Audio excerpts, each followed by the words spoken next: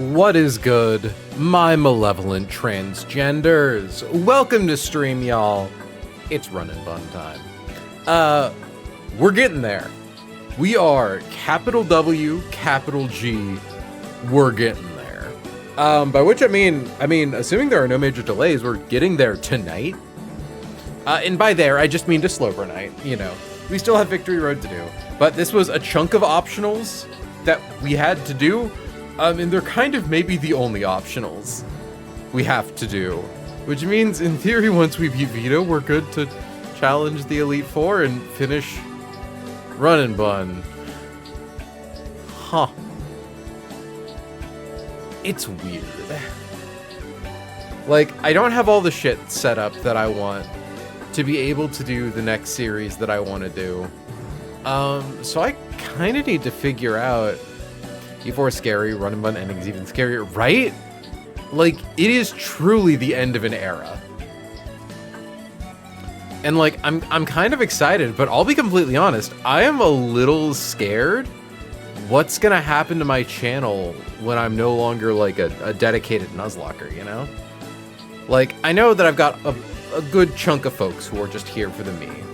It's all I've known for you. As I say, Pio, I think you joined very shortly before the Run and Bun era started. I think you joined during Sea of Stars, right? Like towards the end of the Sea of Stars replay? Hold on, I'm gonna drop a link. The DLC for Sea of Stars. God, that's crazy. That's when I got like you and Kessel.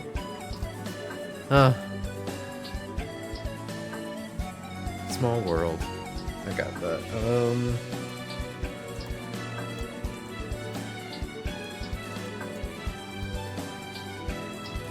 Just keep that 123 today. But yeah, like, I don't, I thought Kessel's around for like years. No, so Kessel is an old-time internet mutual of Turtle. But I had only, like, known of Kessel through like Turtle reblogging him, you know? So yeah, no, that was like the first time where I guess Turtle like reblogged one of my stream links or something, and Kessel's like, fuck it, let's see what this is about. We're mutuals in law, and now we're just mutuals proper. But yeah, but it's like, my next big project is also Pokemon related. It's not a nuzlocke, but like, it's still gonna take some time to get set up, and it's like, what do I fucking play in the meanwhile? What do I do? Do I try new projects? I've got some stuff I want to do. Also, thankfully, I will be getting my bangs trimmed tomorrow, so I won't have to deal with fucking this for all of the anniversary marathon stream. We do have Final Fantasy II Stram, but that's like one stream. It's a marathon. I'm gonna have two fucking like 12-hour marathons in like a month. Which, funny enough, is actually very similar to this time of year last year, where we moved and then we did my Final Fantasy 100 follower special after finishing Baldur's Gate.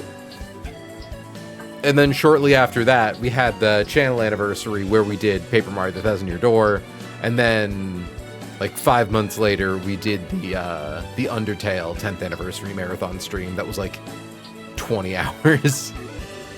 Anyways, I've been yapping and flapping my gums. Let's say we take a look at calcs. So we do eventually need to get Lopunite for this fight, but we don't need to do it right now. So I'll take care of it after we get these first two fights done. So this one should be pretty spankin' easy. Let's take a look. I'm also going to turn down the music a little.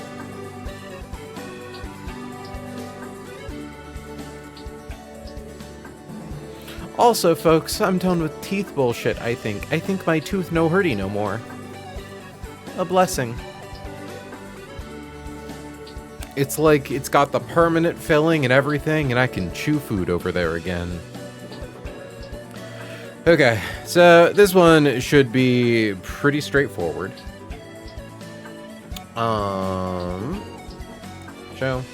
Show. So this one, we want Electrode in slot A, and we want Amistar in slot B. We need to give Amistar the Choice Scarf.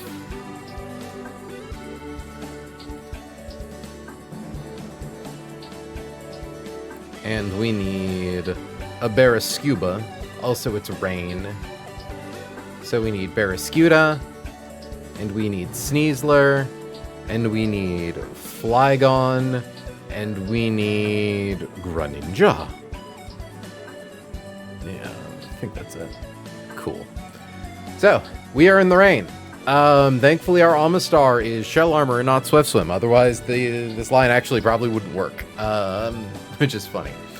Well, we could probably make it work otherwise. Point is, Amistar is in slot 2. Weirdeer has a speed of 172. Amistar has a speed of, with a Choice Scarf, 171. Which means we are barely still slower than Weirdeer with a Choice Scarf. This is important. We are going to click Protect to block that Thunder Kill. We also show a KO to Weather Ball on Pelipper, so we stop it from clicking Detect. Electrode, who is faster than Pelipper. Hold up.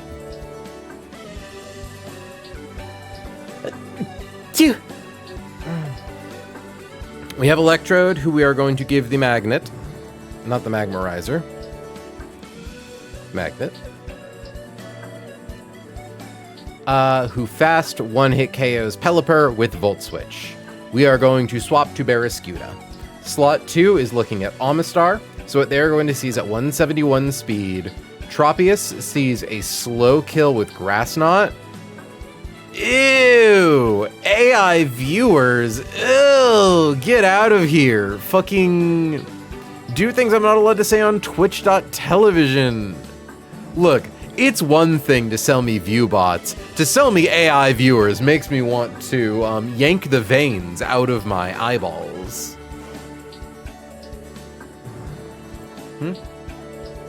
Yeah.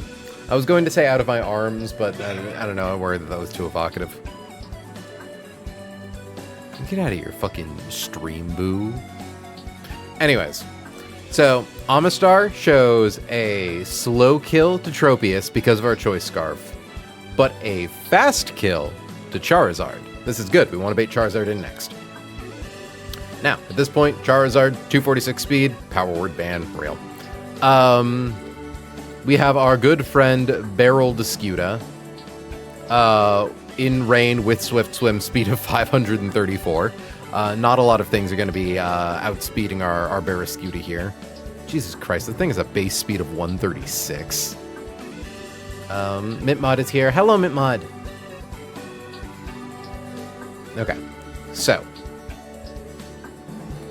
Amistar here still shows a fast kill to Weirdeer, as opposed to the slow kill it sees on Barrascuda. Do have to click doubles, hold on. I do have to walk this back to make sure that it's fine with doubles. Amistar shows a kill to Thunder and only Thunder. Still shows a kill to Weather Ball. Electrode still Volt Switch kills Pelipper. Bring in Charizard, who gets a fast kill on Amistar, good. Barrascuda outspeeds Charizard. I believe we need to level it up to 93. Give it the Mystic Water.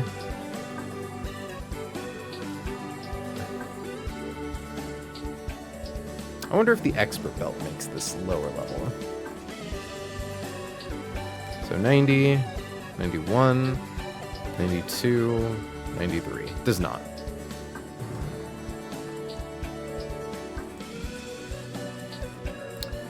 So, Barrascuda with Mystic Water in the rain does exactly 282 damage to Charizard with Flip Turn. It outspeeds Charizard and kills it. Meanwhile, Weirdeer is going for slow kill into Amistar with Thunder. We are going to kill Charizard with Flip Turn, swap Amistar out for Flygon, who, as you might note, is immune to Thunder. We are going to pre-paralyze Flygon. And we are going to send in Sneasler instead of whatchamacallit. instead of off the back of Barraskewda's flip turn. Whistler, indeed.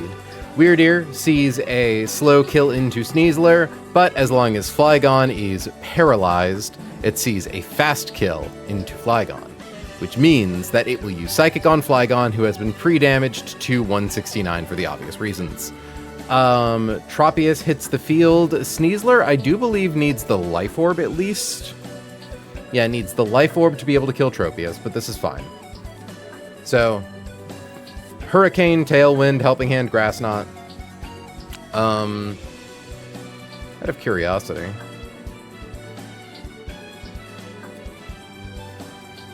Does the AI know it's getting affected by Helping Hand?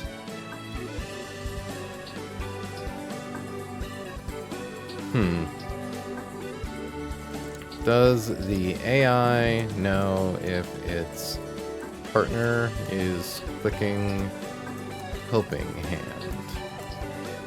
Like, does that affect their damage calc?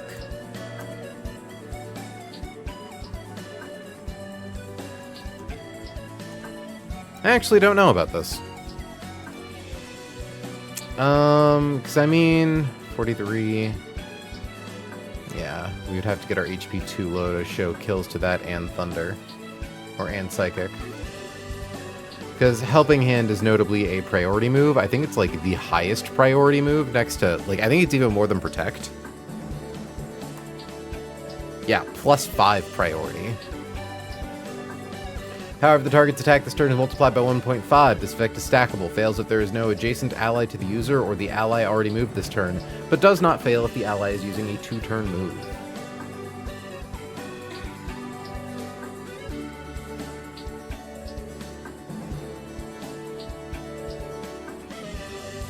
Because, yeah, I'm...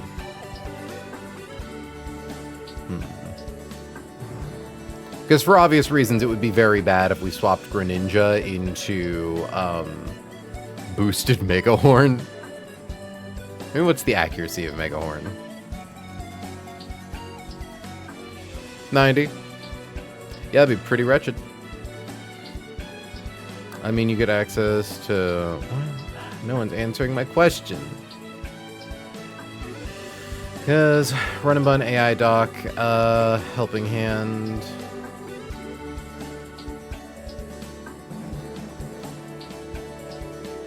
Default +6. Okay. Yeah, it would need to see a kill on something to guarantee that it's not clicking that.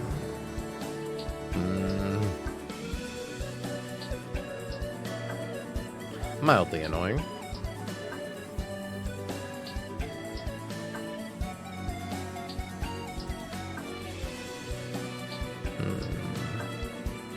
Yeah, you bait Megahorn, which isn't good. Like, what do I got for ground types? Excadrill's not good because I think it baits Earthquake. It does, in fact, bait Earthquake. Garchomp. Garchomp baits Psychic. The problem, though, is we do need someone who can fly us home. And that was Flygon's role in this fight.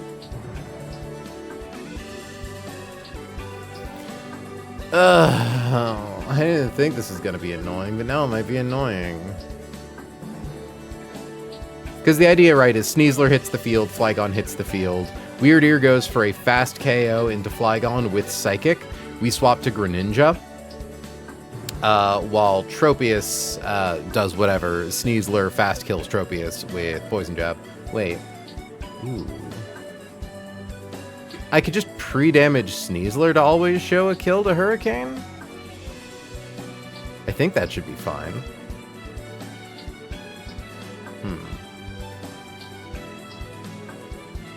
But also, doesn't Earthquake get, like, increased usage priority? Yeah. If the AI partner isn't grounded, we're using Magnet Rise, yada yada, additional +2. Okay. Which means, in theory, a killing roll... A slow kill with Earthquake is 8 plus 2 plus 3. So 13. Versus a slow kill. Yeah, this straight up just might not work, actually. Because Sneasler shells Weird Ear kill with Earthquake, right?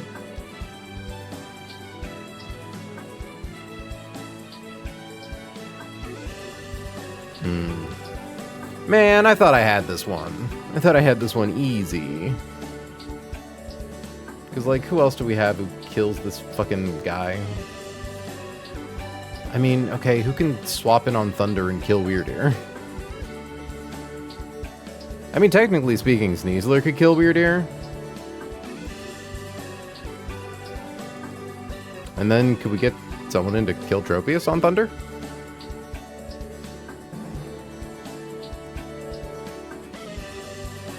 You know. Okay, I hadn't considered this. Oh yeah, also we get around Weird Ear's Intimidate because Electrode's using a special attack for Volt Switch. Yeah, okay. Ooh, that's with Poison Barb, though. So, Roserade. Because, let's see, Sneasler.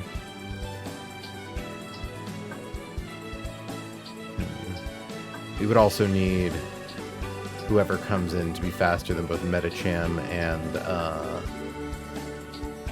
Metagross. Which, once again, is Garchomp, but...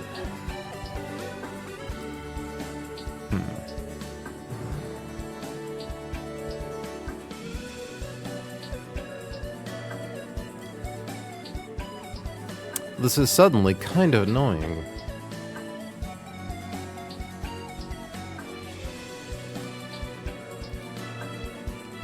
Because, yeah, like, okay.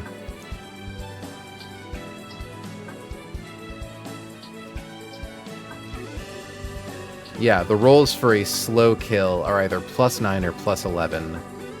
But because it's Earthquake, it could be, or it's +11 or +14, which does mean it could go for that over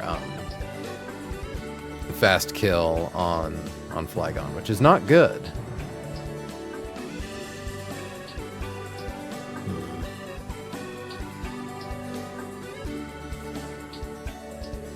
Oh yeah, normal Psychic types are immune to Ghost.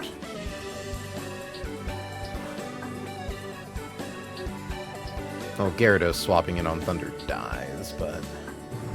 I mean, technically Sneasler can swap in on Thunder.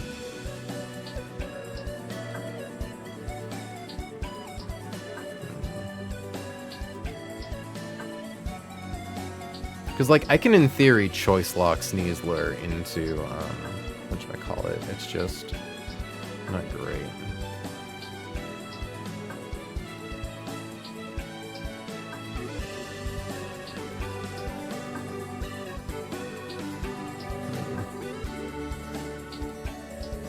I don't know if I'm crazy about this. Well, I mean, okay, let's assume...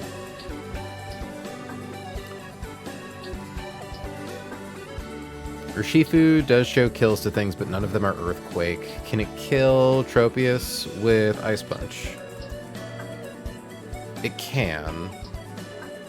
It does require at least Expert Belt, but that's pretty fine.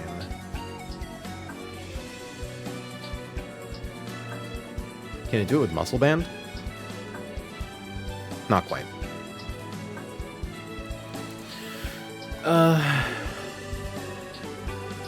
Worth noting, it also does not require a lot of pre-damage to show a kill to Hurricane against Tropius, to stop it from ever clicking Helping Hand. Okay, I guess we just need to see if Urshifu here can just fill the role that Sneasler was going to, which I think it totally can. Because, yeah, okay, so let's assume Urshifu comes in, it's pre-damaged to Hurricane numbers, so now Fake Out, or not Fake Out, Earthquake is no longer on the menu. Yeah. So Weird Ear sees slow kills into Urshifu, but never a fast kill. Okay. Okay. Easy enough fix. Because I think Urshifu should be able to combo with Greninja on these guys. Yeah, the rain just makes Urshifu so fucking strong here. Because Metagross comes in, and basically it's Flygon comes in on Thunder, Greninja comes in on Psychic. Urshifu and Greninja work together to KO Weird Ear, though Urshifu really doesn't need the help. And then it's Urshifu, or Greninja softens them up, Urshifu gets the kill. This is only required because Metacham has Focus Sash, but it's actually not even required, because Urshifu has Surging Strikes. Cool, epic, nice based. Okay. That being said, it's a little early on. I do need to use the restroom, so I will be right back.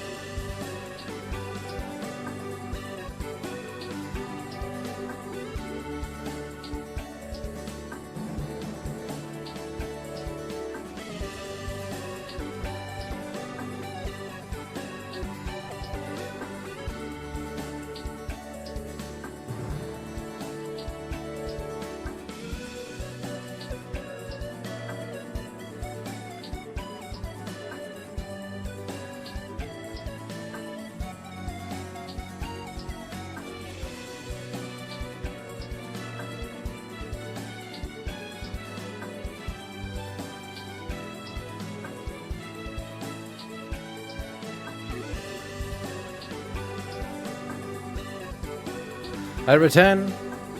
I return. It is me. It is me, your favorite, least favorite. Okay, and I just got confirmed from someone. AI does in fact not understand that it's going to click helping hand, or that it could. That being said, there's kind of no real downside to pre-damaging Urshifu, so we're gonna do it anyways, just to be, well. Terra Luck Agenda, advance my sandbox, 1 death, reset, wipe to Pidgeot hitting a 1 in 2000, Lamau. Hi, Izzy, welcome to stream. Alright. Let's stop being paranoid and simply write down the version of our line adapted for Urshifu. So it's instead equip Ursh with Expert Belt. Pre-paralyzed Flygon, pre-damage Flygon to that. Pre-damage Ursh 2. Because, yeah, it only ever sees slow kills. Which is fine. 294.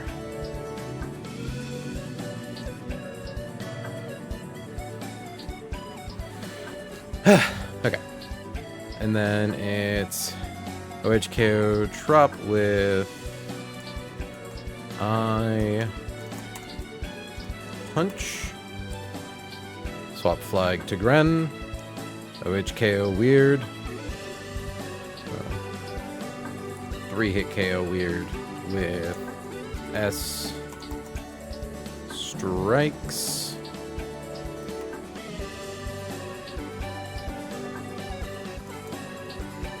Strikes and S strikes. Cool.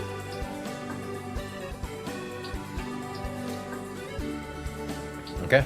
Let's do a quick little review just because of all that. So, turn 1, Weirder is on the field, gets off Intimidate. It sees a fast kill on Choice Scarf Amistar with Thunder. And a slow kill on Electrode with Megahorn. Pelipper sees a kill on Amistar with Weather Ball, which prevents it from clicking Detect. Electrode with Magnet is able to fast KO Pelipper with Volt Switch, which brings in Barraskewda. Amistar clicks Protect. Intimidate does not matter because Volt Switch is a special move, not a physical move. Charizard enters the field because it sees a fast kill on Amistar versus Tropius's slow kill on Amistar. It comes in, Barraskewda's on the field at level 93 with the Mystic Water. It one-hit KOs with Flip Turn. Bringing in Tropius, we are going to swap Amistar to Flygon. Flygon has been pre-damaged and pre-paralyzed. It is coming in on a Thunder, takes no damage. Its HP is low enough to show a kill to Psychic and only Psychic, and by being pre-paralyzed, it shows a fast kill to Weirdeer. It sees that fast kill. Urshifu hits the field, Tropius hits the field. With Ice Punch and Expert Belt, Urshifu one-hit KOs Tropius. We love a quad weakness. Tropius goes down. Weirdeer attempts to use Psychic into Flygon, who we have swapped to Greninja, who is immune. Greninja, with black glasses. Not black belt. Black glasses. Does a lot of damage with Night Slash and Dark Pulse. Hell, probably does a lot of damage with Surf. Lamau. Comes in on no damage on Psychic, does a bunch of damage.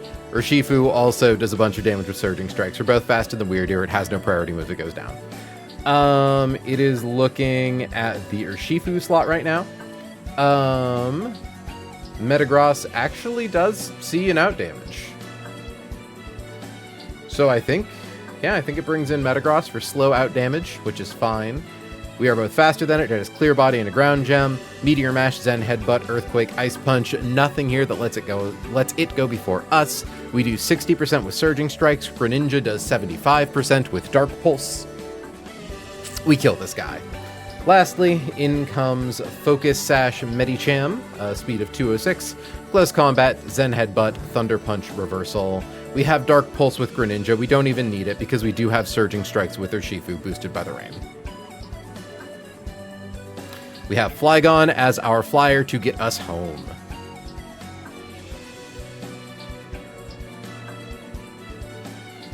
So let's say runandbun.gba.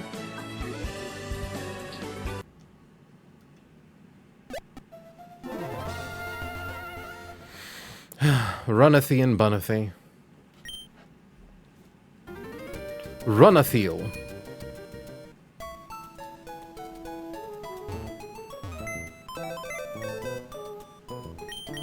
First things first. God, fuck that last fight though, right? That shit sucked.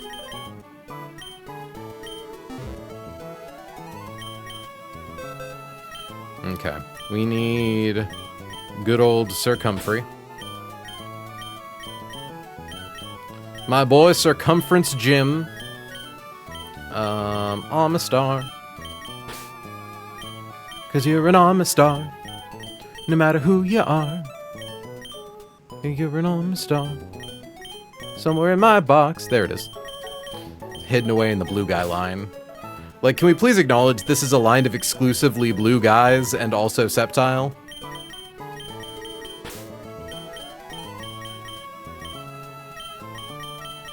And the Bearable Scuba.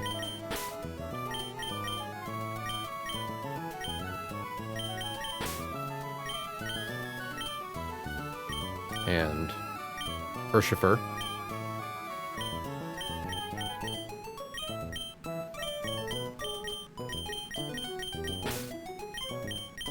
Flygon. Greninja.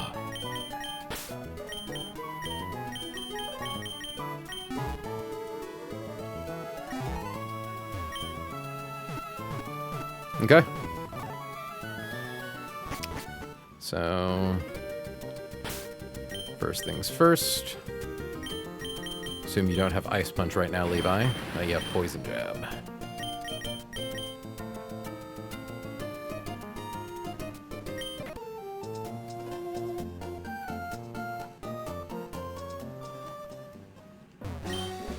God, this route theme is like the anthem of my childhood.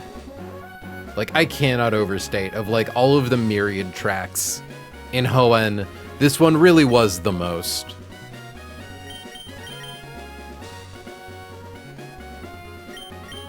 I think it's such a shame, by the way. This guy can teach you, like, Shadow Punch, and there's only one Pokemon in the game that can pick it up, and it's Gengar.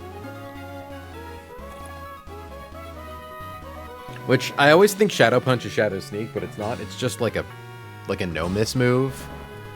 Wait, hold on.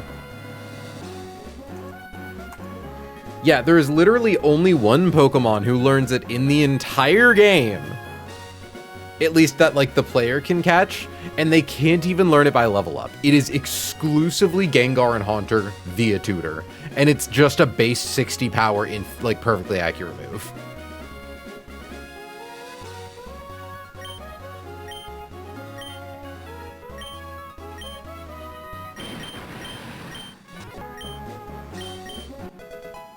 Okay, get Vifane up to level 93.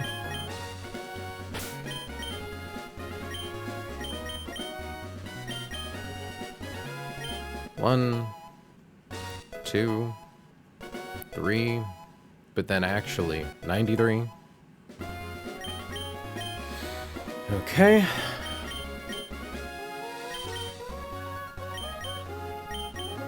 Sir Comfrey, give.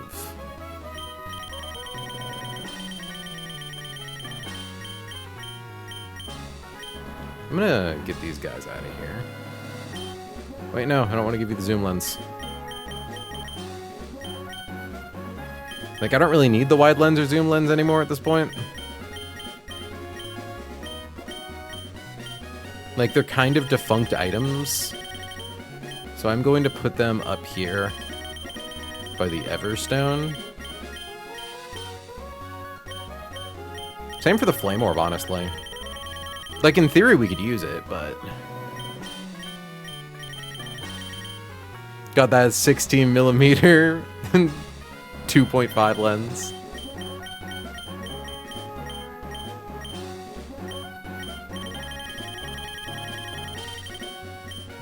Zoom lens. Yeah.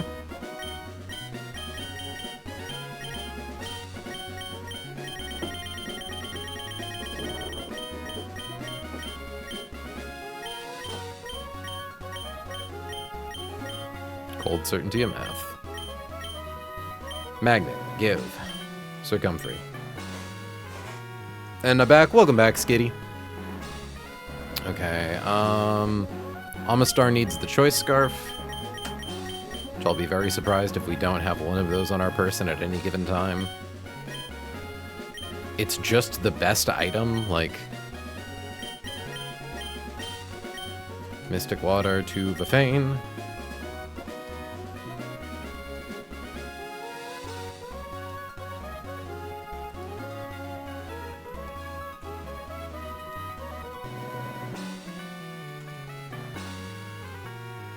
Oh shoot, what's that? Oh wait, do I like that top? Oh, yes. Well, because chat demands it. I fell. I don't have a lot of space to twirl, but like...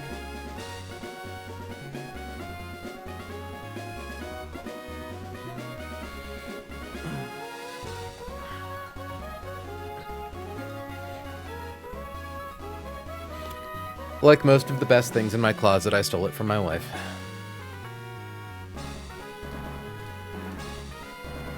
Okay.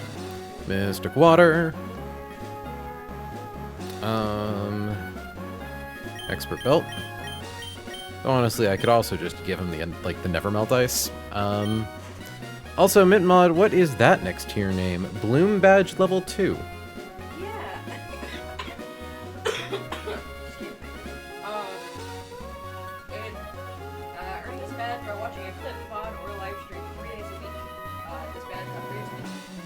I see. Does it ever downgrade? I don't know. But I watch you at least 3 days a week, so... Well, I mean, only on the only on the weeks I stream 3 days, because at this point... I'll log in and I'll keep a Jade or a Val. Or that turtle. Expert Belt. We don't need to give anything to Lixie. And then Black Glasses.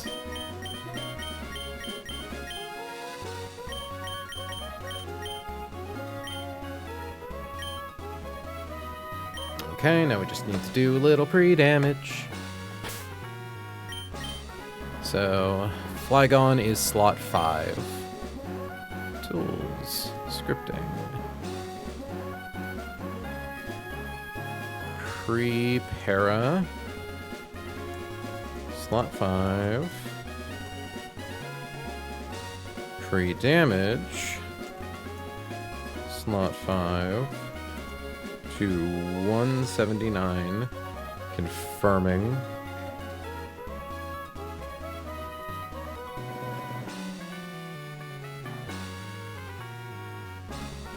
Why do I have this set to 179? Oh, you know, I'm betting. Yep, I did this calc with Flygon at level 89. Well, thank God I double-checked. Yeah, free damage to a 169. Oh my god, 2 years. Jesus Christ. Thanks for being my friend, Turtle. Thanks for being my friend and my fan. I appreciate that. It's been a good 2 years. Wait, how have you been subscribed for 24 months? Or this is the 24th month of subscription, technically. Yeah. It counted as 1 month when you subscribe for the first time. Are you boys okay? You guys can't see Cedar beating up his brother right now. Like, Cedar has Java's head in his paws, biting his ear, doing like bunny kicks on his head. Oh my god, they can hear them. That's hilarious. That's awesome. I wish that my camera was movable. Okay, so Flygon needs to be at 169. And then Urshifu should be in slot 4. Yeah.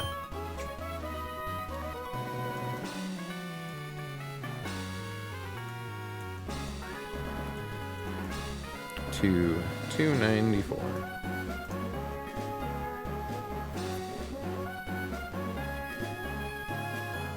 I knew she'd do that.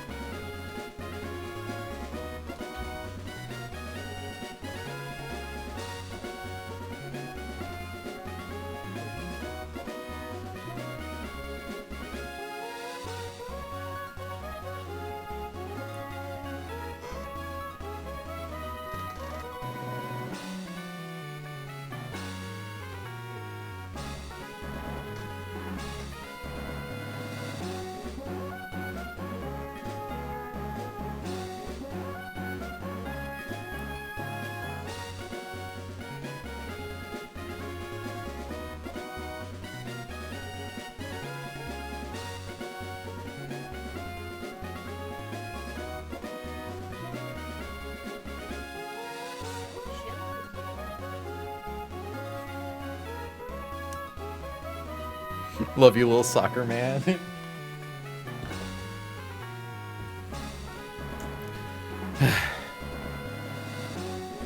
Chat, send me good energy so I'm not nervous. Like, I have nothing to be nervous about right now. Hold on.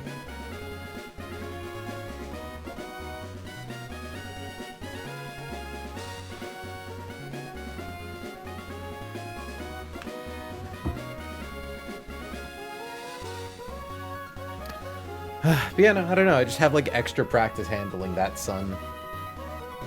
Is he behind my computer doing shit? No, he's under there. You've got this, I believe. Thanks, Greg. Alright. Like, I don't know. It's weird, right? This fight is easy, so I'm freaked out about it. Also, it's probably because I figured out like a flaw in my line, and even though I corrected it, it's like, what if there are more flaws in my line? But there aren't. Because neither of these guys died to Earthquake. Neither of these chuds died to Earthquake. And this chud doesn't die to Earthquake. And this chud obviously can't die to Earthquake. We're chill. We're having a good time. We are having a good time. Status needs to be in slot 2. Lixie is pre-paralyzed. Speed of 195.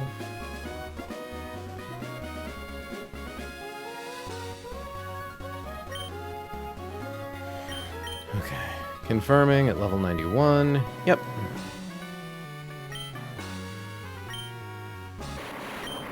Literally, we're having such a good time.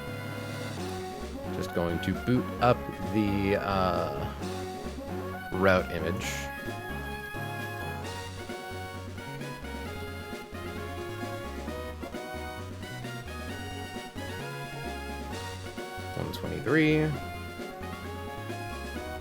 And we're about to fight Jackie and Alberto. Or Alberto.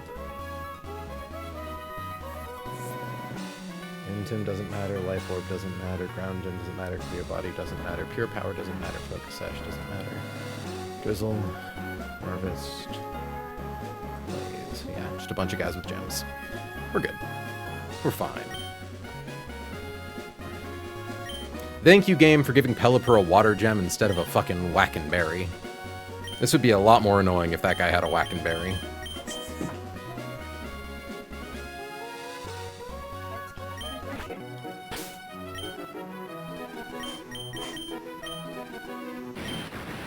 Expert Belt Ice Punch.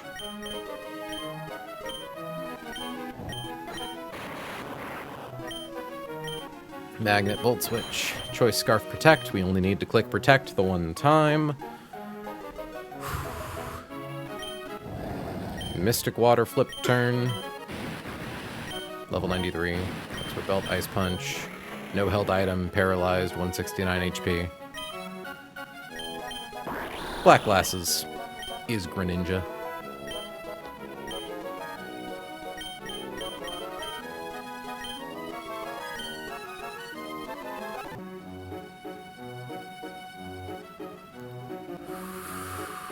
Cold certainty of math. Cold certainty of math.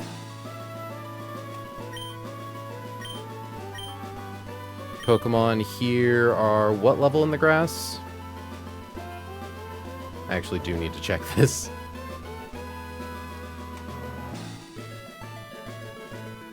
Meteor Falls, Abandoned Ship, Torturing. Level 90, okay. We are barely a high enough level to dodge encounters. Yeah.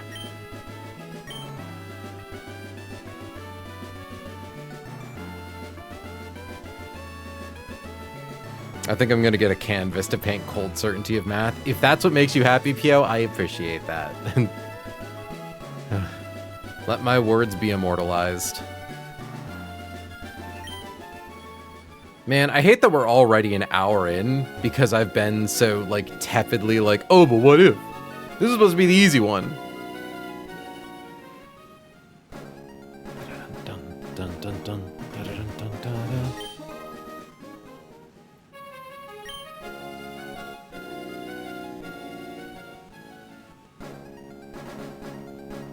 Such a cool route.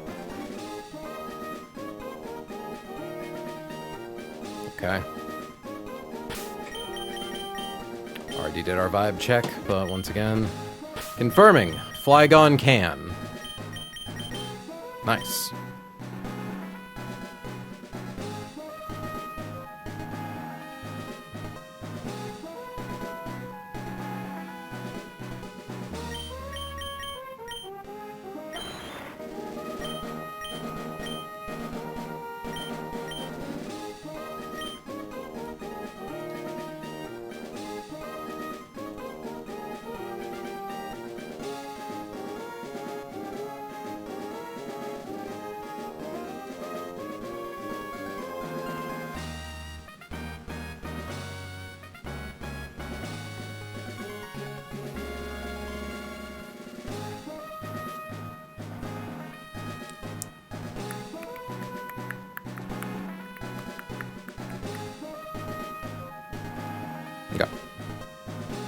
I don't know what I was double checking, really. My brain is making up scenarios that won't happen. Rip it. Fought you. Fought these two.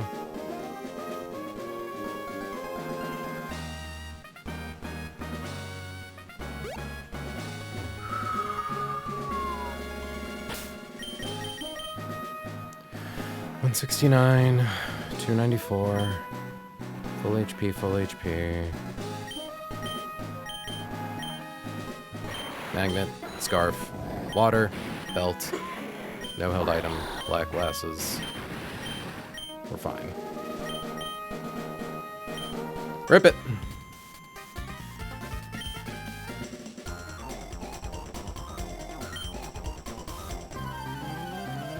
They encountered me in opposite order. I think we might have just gotten left guy bug.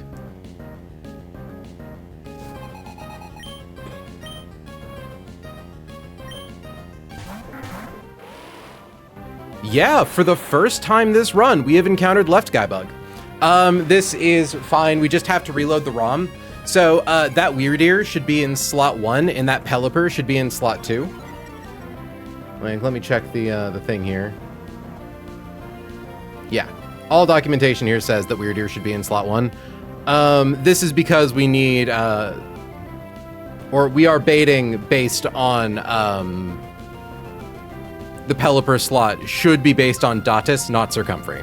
So I guess we just load ROM. Yeah, no one really knows why it happens.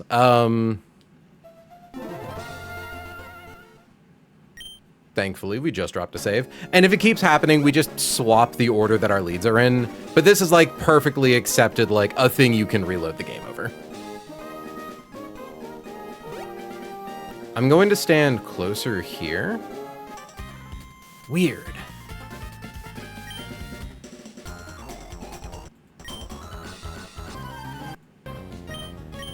Yeah, Pelipper, weirder. Yeah, I'll just swap my lead order.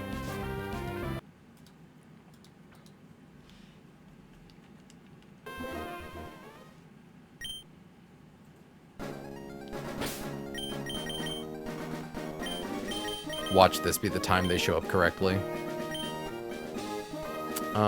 Just confirming.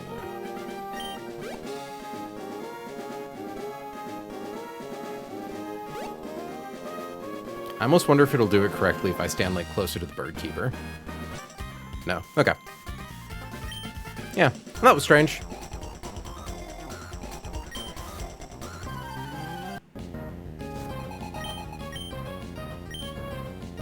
Pelipper, weird ear. Thankfully, we don't have a line that's reliant on something like left guy bug. Intimidate drops our stats. Okay, Pelipper has Protect, but it sees a kill on Datus, which prevents it from clicking Protect. Weird Ear sees a fast kill on Datus with Thunder. So Datus is going to click Protect. And Circumfery is going to Volt Switch, fast one-hit KO Pelipper, and we are going to bring in Barraskewda.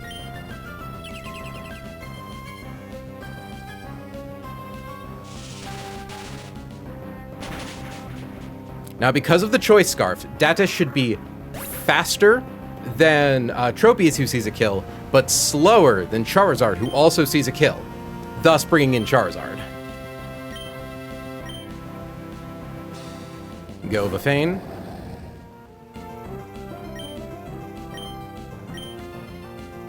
Good.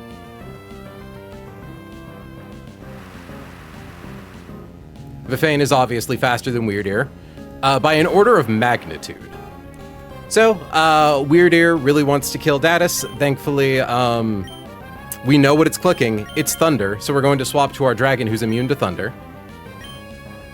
And Vafane is faster than Charizard and kills it with Flip Turn.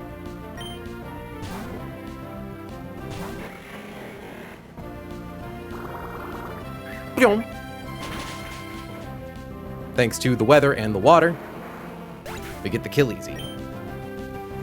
And we bring in Levi.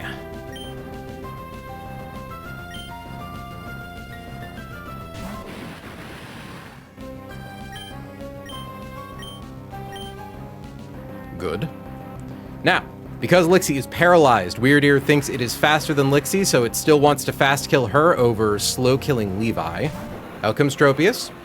It probably doesn't matter, but we made sure that Tropius sees a kill on Levi to prevent it from clicking Helping Hand. I don't think it ever would. Weird Ear is going to go for Psychic into Lixie. And we are going to send that into the Psychic Immune Soul. And then Levi is going to click Ice Punch and one-hit KO Tropius thanks to Expert Belt.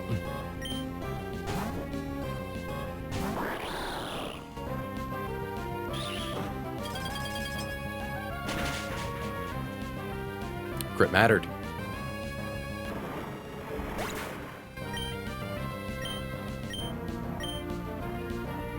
Good. We are both faster than Weird Ear. Weird Ear has no way of stopping us from killing it. Soul does more damage with Night Slash, not that it matters. Levi is going to click Surging Strikes.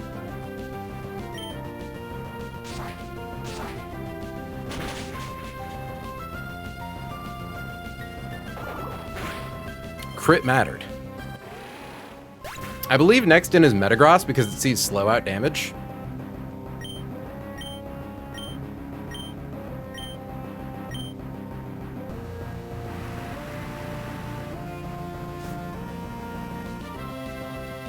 Easy peasy.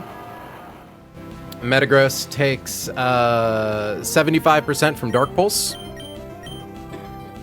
And like 50 from Surging Strikes. 60 from Surging Strikes. It has clear body and a ground gem and no priority moves. Jesus, Soul. I guess I didn't calculate Greninja with having black glasses. Not that that matters. Hit 1 times. Levi the fucking kill steal. Last in, Metacham! Close combat, Zen Headbutt, Thunder Punch, Reversal, Pure Power, and a Focus Sash. Unfortunately for it, we're both faster. Dark Pulse, Surging Strikes.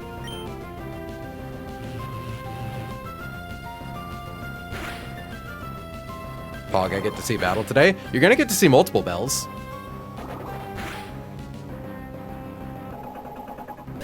Alright.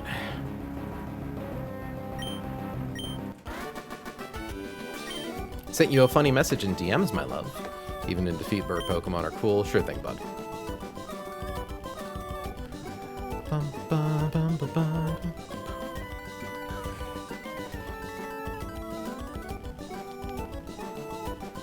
You know, my wife sends me devious funnies.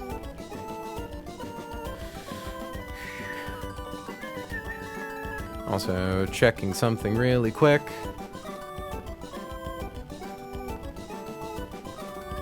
Cool.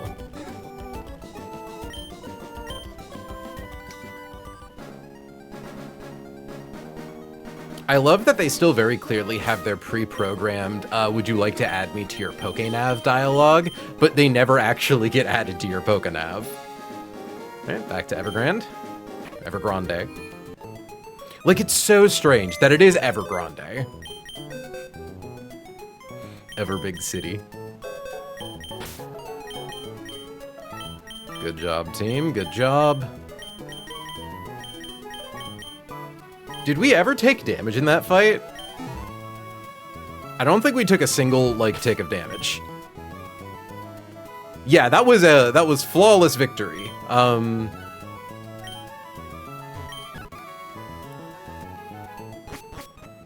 Evergrande, personally, I don't like her music. I see what you're doing here. Okay. GG, flawless victory. Okay. That being said, knock on wood.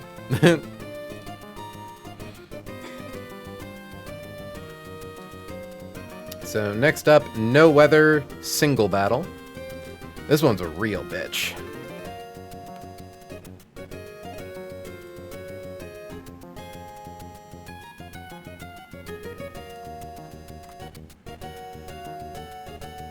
Did you end up getting Slowpoke Knight?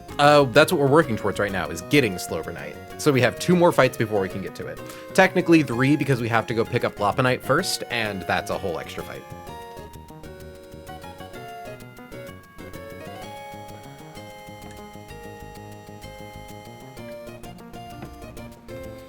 Alright, so say hello to Black Belt Hawk. For this, we need our good friend Thessalia. We need Slowbro. Right. Okay. This one seems a little dubious, but it should work. But it feels a little scary. Okay. So we have Slowbro.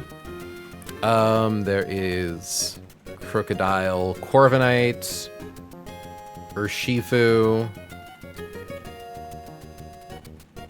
Togedemaru, and Pult. So this one's a pretty involved line from what I remember. Pult is level 94. Oh, that's good. It needs to be level 94 for the fight after this anyways. So, 94. Export, import. Yeah, no, this one, as you can see here, like, the line's long. There's a lot of shit that goes on in it. Okay. So, we need choice specs on Sceptile.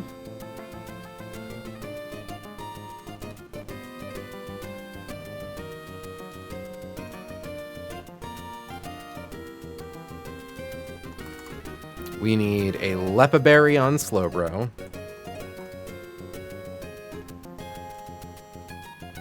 I don't think there's anything we really need on Corviknight, which is fine. On Urshifu, we need the Expert Belt again. We need a Citrus Berry on Togi.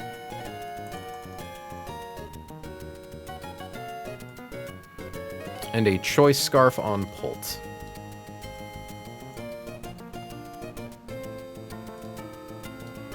Okay. We also need to teach Slowbro Fire Blast.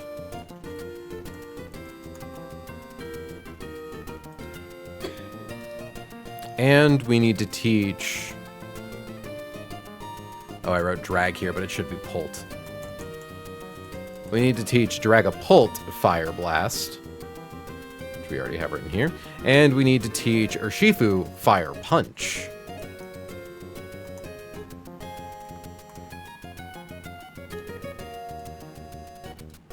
Okay, so we first things first, we pre-damage Sceptile to 88 HP. So this Miltank's real fucking annoying. Stealth Rocks, Thunder Wave, Body Slam, and a Choppleberry means that even fucking Sneasler, the almighty, all-powerful, all-murderous Sneasler with Choice Band, does not one-hit KO this Miltank. It does 91% with a Choice Band. But it was pointed out to me in Dexcord, Miltank actually only has a SPDEF of 70. So, like, as long as you get a strong neutral special attack, you're kind of fine. So, Sceptile with Choice Specs, pre-damage to 88. Thanks to our Sceptile being fast as fuck. Outspeeds Miltank, KOs with Leaf Storm.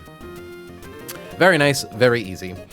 We outspeed Hitmontop. We outspeed Crocodile. We outspeed Noivern. We outspeed Caesar. And we outspeed Mudsdale. Which means the first thing that comes in is the first thing that sees a kill that we don't kill. We take a -2 to our special attack because of that Leaf Storm, which means we no longer show a KO to Hitmontop. Now, the annoying thing is, we show a move to all of Hitmontop's moves. That's really inconsistent, except no, it's not, because we're faster than Hitmontop.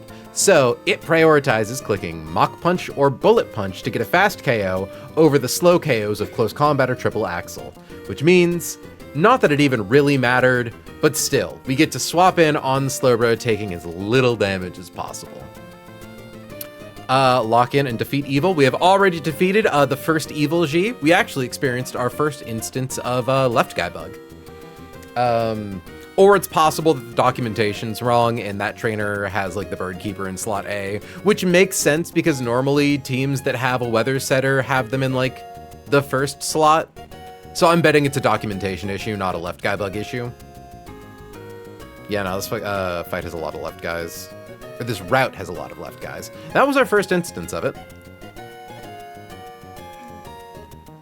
But yeah, so we're one fight down. 0 damage battle. You can actually force left guy? Really? How?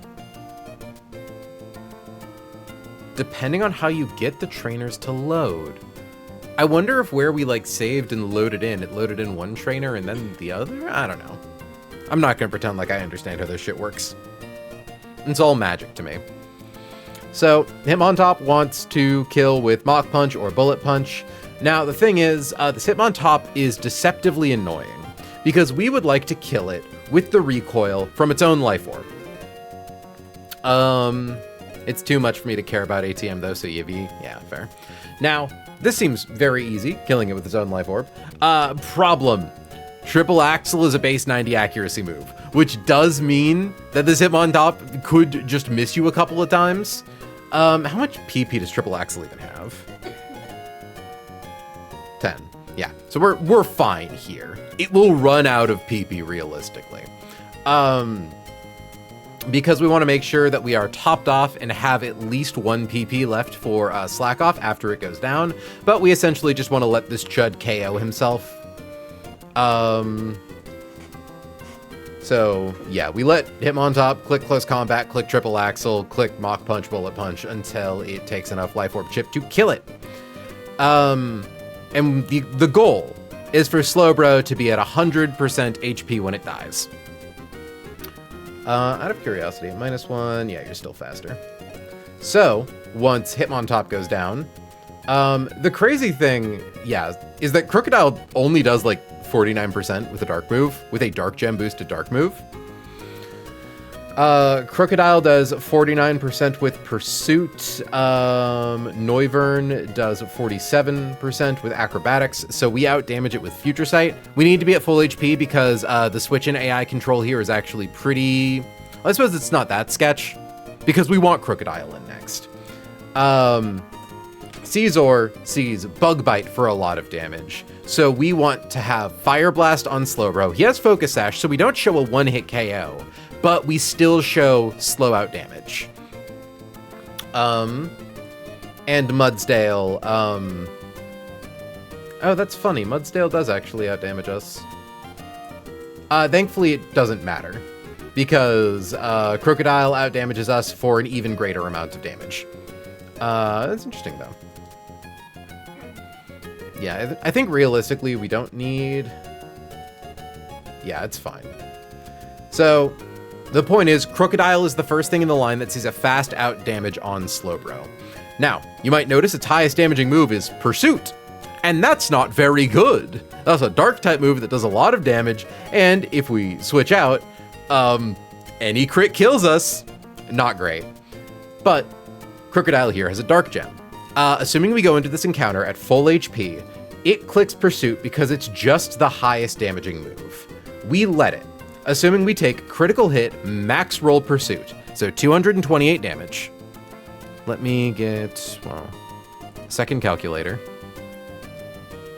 So 307 minus 228 comes out to 79, but then our slack off goes off. So we go from, it's 307 divided by 2 is 153. So we, immediately heal 153 HP. Which brings us up to 232. Its dark gem gets used up. And it's barely now weaker than Earthquake. Notably, we are never within the range where it will automatically go for Pursuit, even if it's not highest damaging move. And even if it did go for Pursuit for whatever reason, which it realistically shouldn't, it only kills us if it like, yeah, if it crits, if it crit us twice in a row, essentially, right? Because ideally, the first Pursuit doesn't crit, so we should be at full HP. So even if it pursued us a second time, we would live a max roll crit. It should be fine. Hell, if we want to, we could stay in on Crocodile. No, we can't stay on Crocodile and slam Slack off until full HP, because Earthquake does do more than 50%. Point is, this should burn its Dark Gem, which allows us to... I have the switching out button clicked. Which should allow us to show Kill to Earthquake. Confirming this in the Sil calc, but yeah, I believe you need to be below 40% max HP before you start showing kills to funny moves. So Slowbro at level 95, down to 232 HP, which is the lowest amount of HP we can have, with no Dark Gem. Always Earthquake. So, because of that, it's going for Earthquake. We swap to Corviknight. This is because Corviknight baits either Stone Edge or Aqua Tail from Crocodile, and takes no damage on swapping. We swap to Urshifu, who takes about the same amount of damage from both Stone Edge or Aqua Tail. We will assume it takes the higher amount of damage here from Stone Edge. I believe, do we have to pre-damage Urshi here? No, we don't. That's right. So Urshifu comes in. If it gets hit by Stone Edge or Aqua Tail, we kill with Surging Strikes. If either of those moves miss, we kill with Close Combat. Because Crocodile goes down, and the next in should be Noivern. And we want to make sure that Noivern sees a kill with Acrobatics. I think we might need to do a little bit of pre-damaging here, because Aqua Tail does 35 minimum. 317 minus 35 comes out to 282. Yeah, though I suppose at that point we could just kill with Close Combat anyways. The reason we want to do that, obviously, is so that way it sees a kill with Acrobatics so it doesn't go for Dragon Dance. Yeah, Aqua Tail can also miss. Both moves can miss, but Close Combat lets us drop our own defenses so we always are within Acrobatics range. So yeah, I think we don't even need to pre-damage. We just need to like look at our HP and say, all right, what are we doing here? Because we're never going to set ourselves so low that we're showing kills to fucking Dragon Rush at 150. Yeah, so this is just to prevent Dragon Dance click.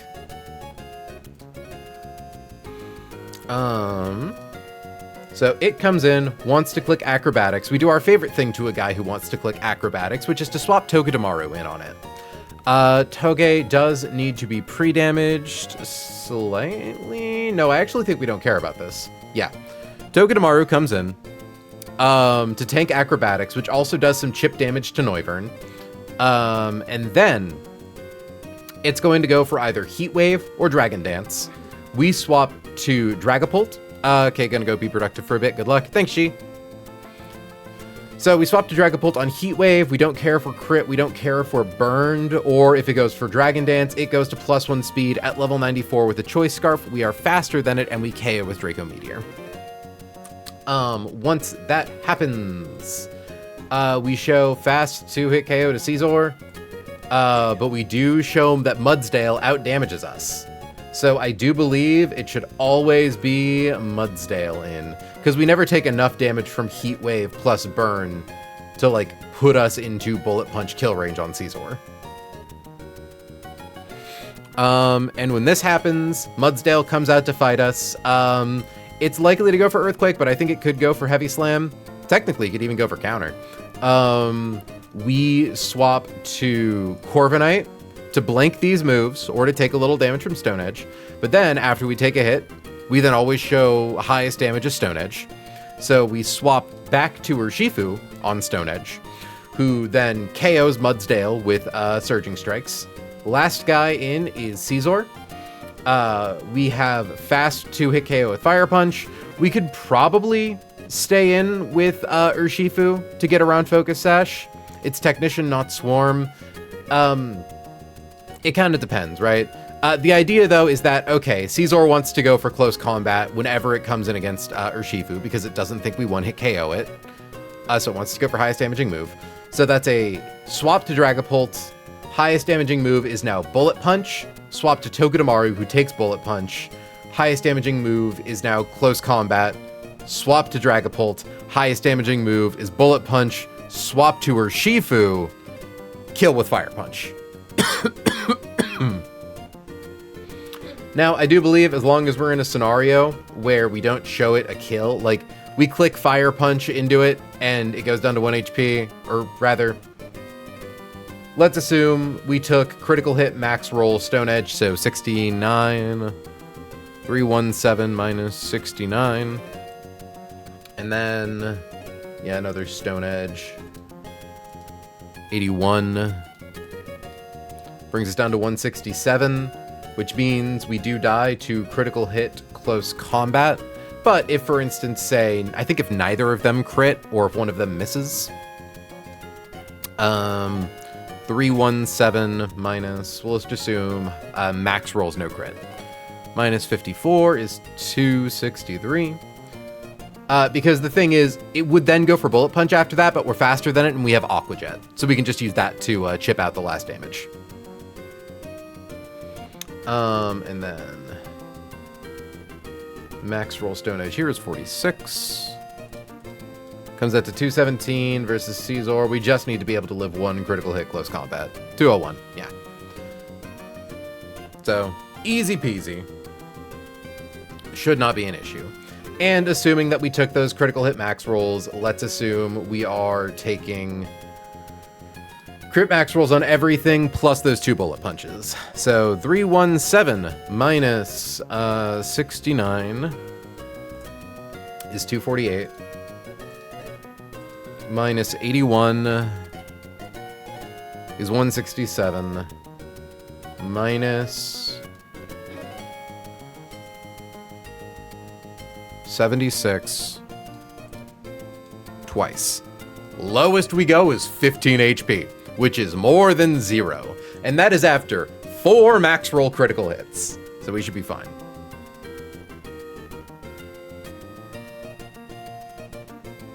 But yeah, because I believe as long as Togedemaru has a Citrus Berry, Caesar should never see a kill with Bug Bite after, like, the sources of damage it takes. So, like, assuming Togi comes in on critical hit, Acrobatics, max roll. 253. Minus 93 comes out to 160.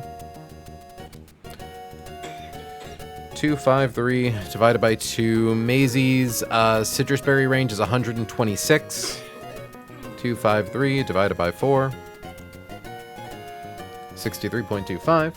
So assuming Maisie comes in on critical hit max roll bullet punch.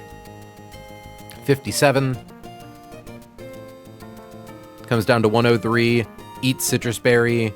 Go up by 63. Back to 166. Yeah, this is just our elaborate way of breaking the focus sash, basically. If we don't have the HP with Urshifu to tank this guy out. But yeah, so the lowest HP Togi can ever be is 166, which is above Bug Bite range, always within close combat range. Dragapult having Fire Blast means that it always threatens Scizor with fast 2-hit KO. Same for Urshifu having Fire Punch. This is to stop it from clicking Swords Dance.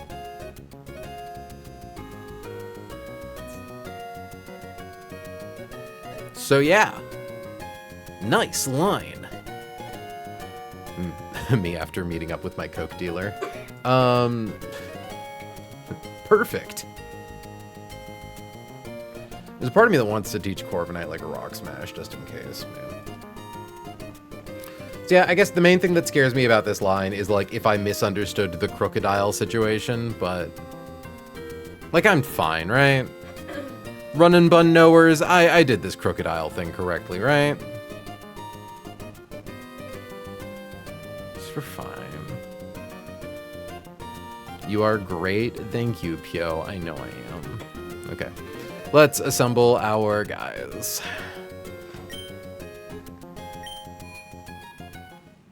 And our flyer here are both our flyers are both Corviknight and Polt.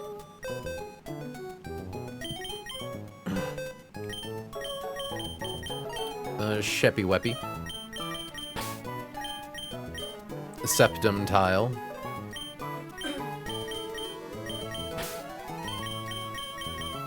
Slowbro. I just love saying Seppy Weppy, you know? It's such a cute name. The Weptile.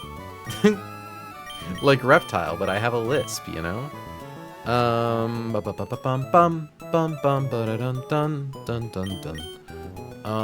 am I grabbing? Togi? I'm sending NyQuil to Mint Mod. You're so kind, Pio. I'm sorry, am I that loud?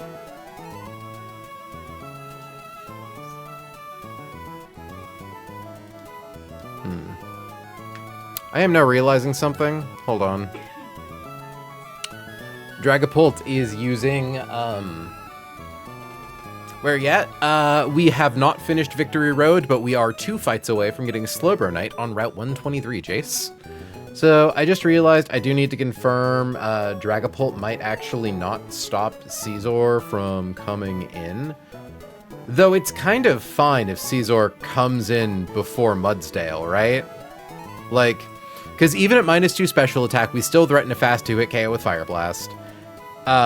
We still bait Bullet Punch, so we go to Togi, back to Polt, back to Shifu to kill, and then at that point, Shifu just kills Mudsdale.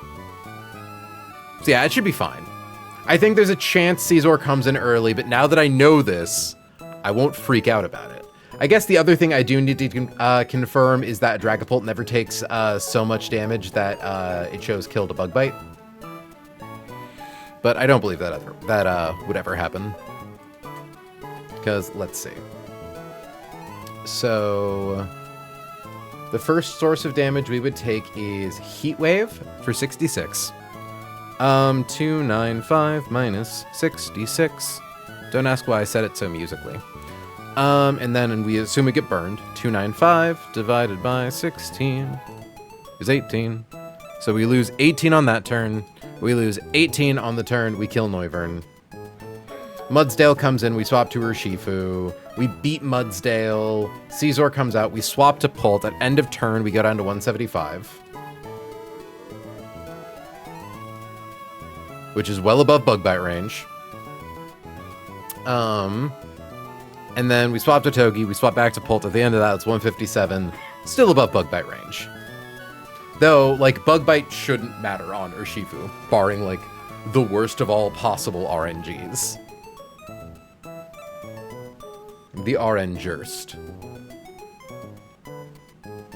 An RNGessing or an RNGerst. I'm just speaking to myself. Hypothetically. If you were to just do a nice, simple, easy 7 levels 7 levels Paladin, 5 levels Warlock. Excellent. I mean, presumably, right? Because then you don't have to invest in strength at all.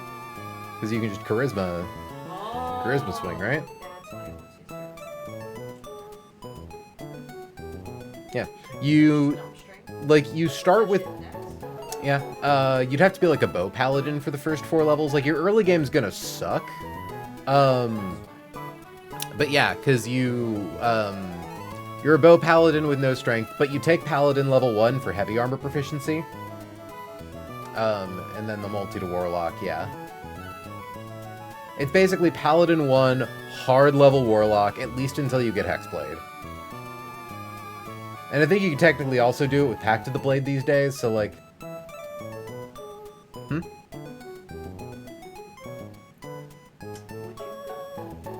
Sorry, chat. My wife needs my knowledge. It is really once you go to 8 Hold on. 1 second. Held a message for reason. Smart detection beta. Do you accept LGBTQ? Thank you. Yeah, it is ACPEC. I'm not sure how I feel about the fact that Automod sniped that. Well, hold on. Let me check my stream tags real quick. It is in fact the first one of them. It is the first of my stream tags. I am a transgender with a wife. So no, actually, we hate the gays here. I'm a self-loathing transsexual lesbian. What's up? Would you do 8 strength? I mean, what do you want the 10 for? So That's then, why I'm like, why are you asking? I don't know, I'm scared. You know, it's like, what are you... I mean, like, sure, if you don't want to take a minus to, like, athletics checks. I think that's it. Yeah, like... So what? That's just don't get shoved, idiot? Pretty much. Because the only... it also affects your jump distance, but, like... We have lizards. Mm-hmm. We have lizards. As long as you have someone to cast Longstrider on you, it shouldn't be an issue. But yeah, no, it's like...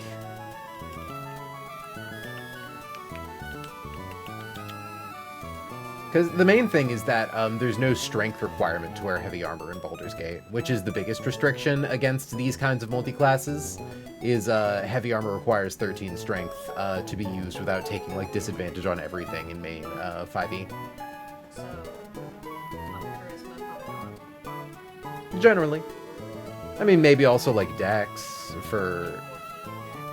Well, I mean, it depends if you're, like, gonna skill monkey a little, right? Okay. This thing wants to get in there. Also over the crown. Hi, everyone look at me. Oh, you're tanking? Yeah. Yeah, chalk on. Thank you. Mm-hmm. And then need to plant 2 more.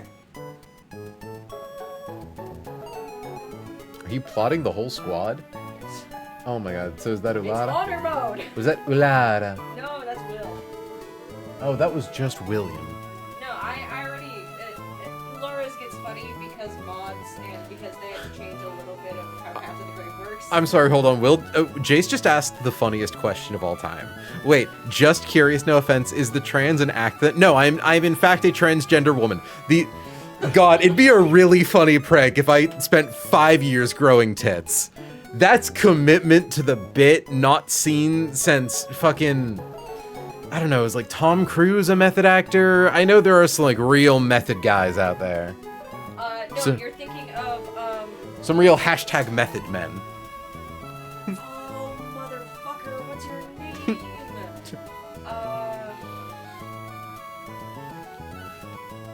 Yeah, no, Jace. I was just making a joke about how Nico was asking if this is an LGBTQ accepting space, while I myself am Christian Bale. a lesbian transgender. Are gender fluid accepted? Of course. Why would they not be? I'm not one of those weird freaks who's like, T-girls are cool, but fuck them non-binies. Like, what?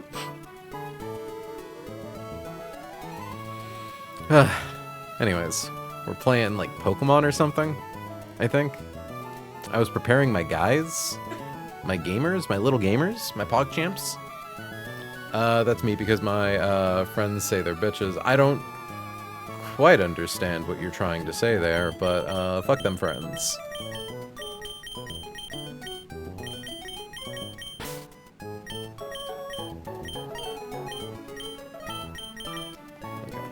My controller's probably charged.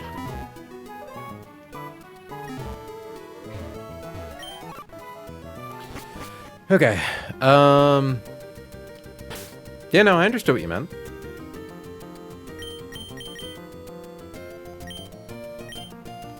Endless candy on Zephinia up to 94. More like Goatfinia. Well, thank you very much for the follow, Nico Slayer. Wait, no, she what? She spawned in like this. I saw it happen on live TV, 5 p.m. news. It wasn't important enough for the 4 p.m. news. I'm sorry, why am I acting like anyone would ever care about 4 p.m. news? What's our other scanner item right now? You know, chat, I learned something very interesting from Hannah earlier today, which is that I guess if you get Huntail, and I looked it up, it's also Araquanid, you can actually get your scanner item early. After beating Tate and Liza versus after beating Space Center, which I think is very neat. Because you get the ability to use Dive after you beat Tate and Liza, but you don't actually get the HM until Wallace. But there are a few Pokemon who learn it naturally, and Huntail is one of them.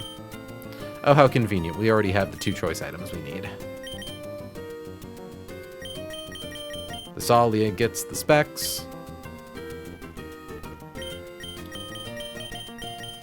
Zephinia gets the scarf. Maisie gets some munchies.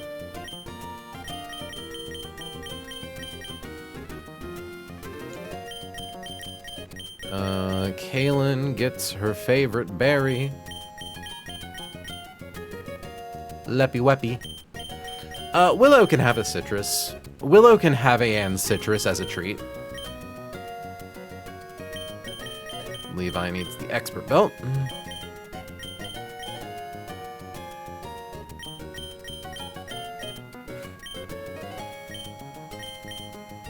Okay.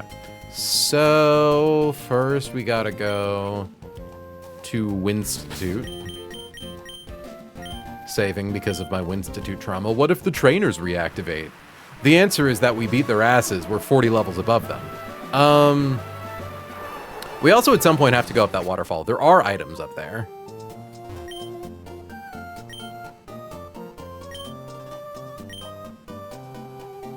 Okay, so first, Fire Blast. Which Pokemon wants to learn it? Kaylin.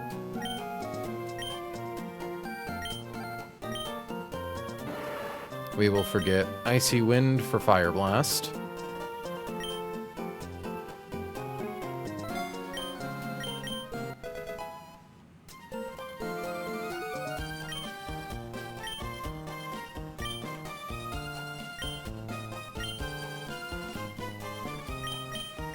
And then Fire Blast on Zephinia.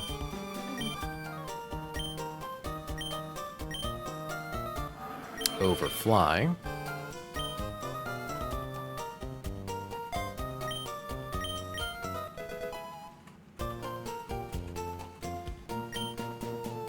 What route is this?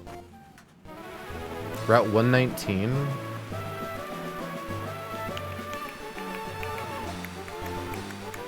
Just curious. Above that there watery fall. Wait, we can get Swamperdite right now? Wait, real shit? Oh, fuck. Yeah, okay, hold on. We might have to do this right now, because it doesn't look like there are any trainers up here. We do need the acro bike, though. Which I don't think we have.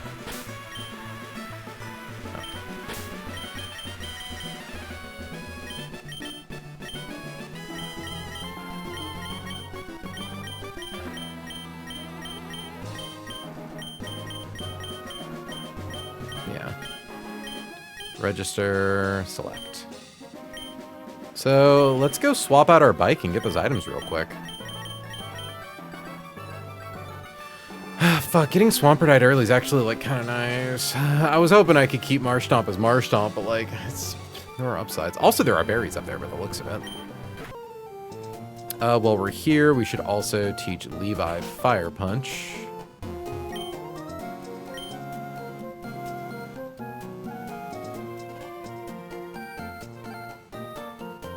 Got the Mach Bike. I read that as April got the Mach Bike in exchange for the Acro Bike. There we go.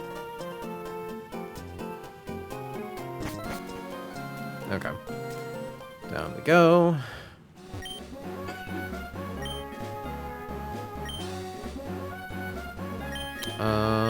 Fire Punch.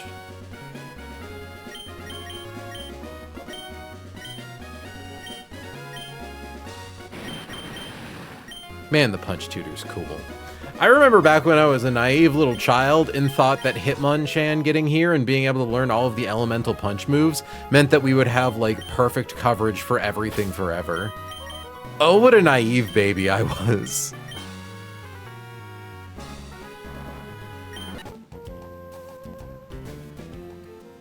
Confirming.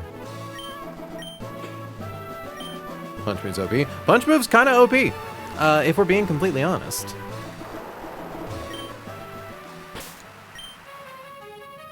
Yeah, I think we're good with this ollie in the front.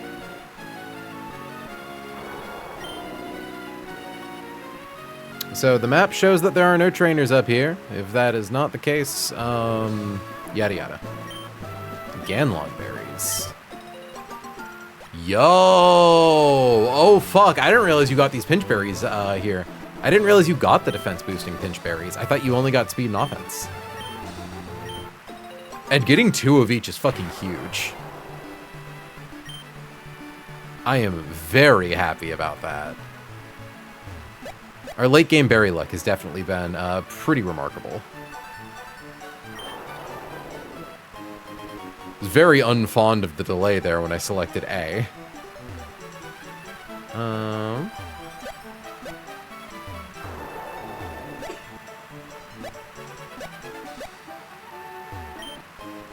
And Swamperdite. I thought you got that at the end of Victory Road. So I guess let me mark those off on my little thing. Heart scales and rare candies.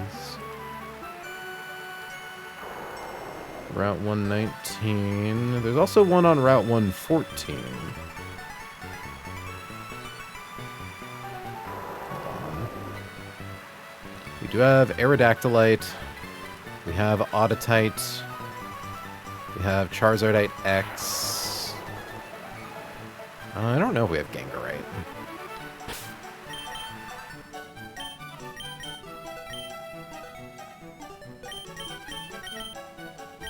Geodanite, Metacham, Steelix, Mawile, Houndoom, Garchomp, Audinite, Altarinite, Venusaurite. We do not have Gengarite yet. We have Gyarados. We're about to get Lopunite in a minute. Mawile-tite, we have... soon Slowbronite. We just got Swampertite, and we have Venusaurite. Caesarite and Pinsirite we definitely don't have. Haven't bothered to get Manectite or Lopunite. Glaylite we can't get yet, neither Gengarite, Gardevoirite, or Glaylite. Bennett. Yeah, we haven't gotten... Okay, that's all of them that we have. I just finished a casual run, and Fernape got 4 kills on Wallace. Love that for you. Ooh. Oh, to have the joy and whimsy to play this game casual style. Oh, that's right. I was going to look around 114.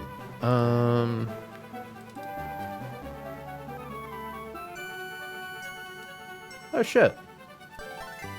Yeah, there's just a heart scale we haven't gotten. Number 162.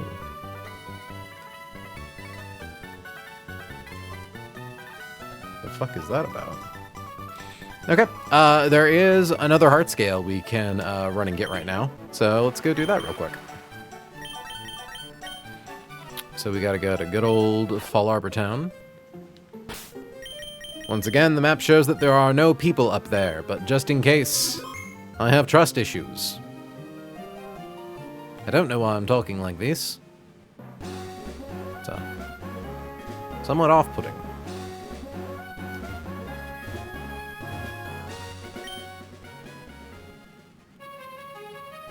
For funsies, true. Is there like an item hidden here? You guys can't see it, but there is a map, and it's like specifically marked like this tile. Oh, whatever. Let me check our bag.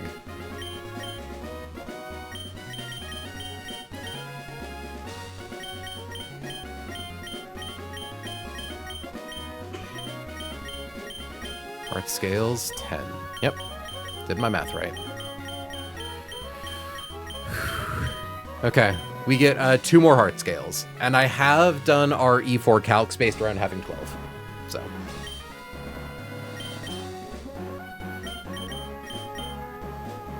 Just mark that off the sheet real quick.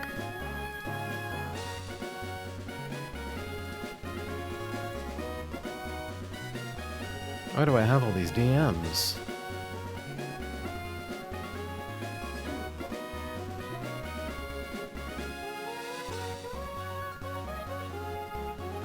One second.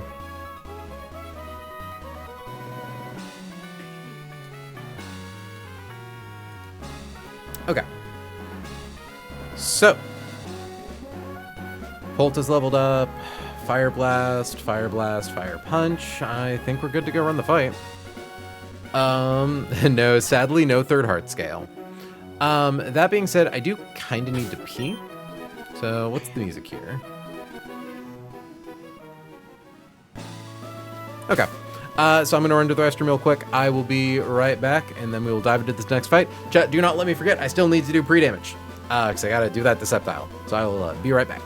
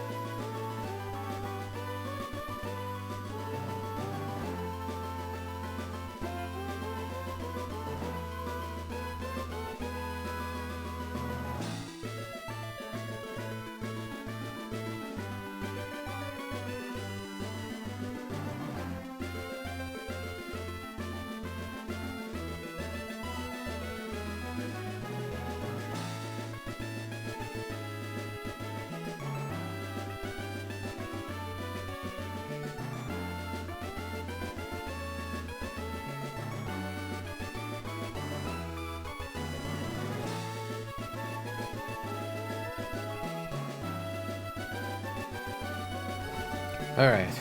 I am back. Phone is plugged in. I need to pre-damage my guy. Well, my gal. Pre-damage, please. Thank you, Pio. Okay. Schlepptile. Pre-damage. Slot 1 to 88 HP. Confirming. 88 times 3 comes out to 264, which is less than a third of 267.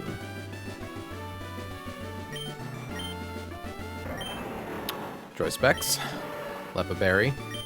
Citrus Berry. Expert Belt. Citrus Berry. Choice Scarf.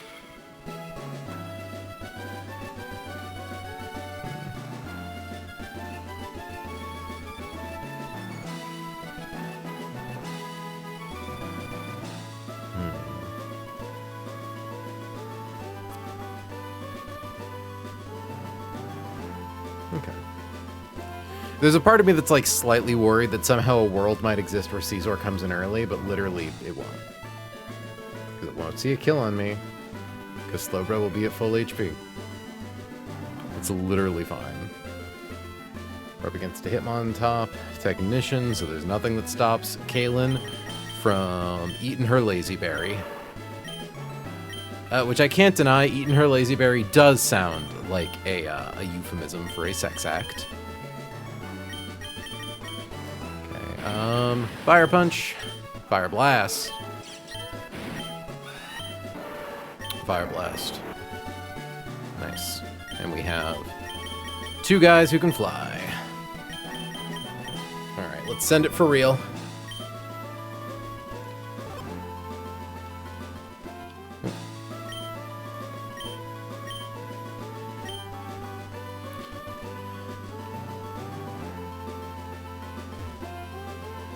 Man, I'm gonna be really embarrassed if, for whatever reason, my Slowbro plan for Crocodile somehow doesn't work.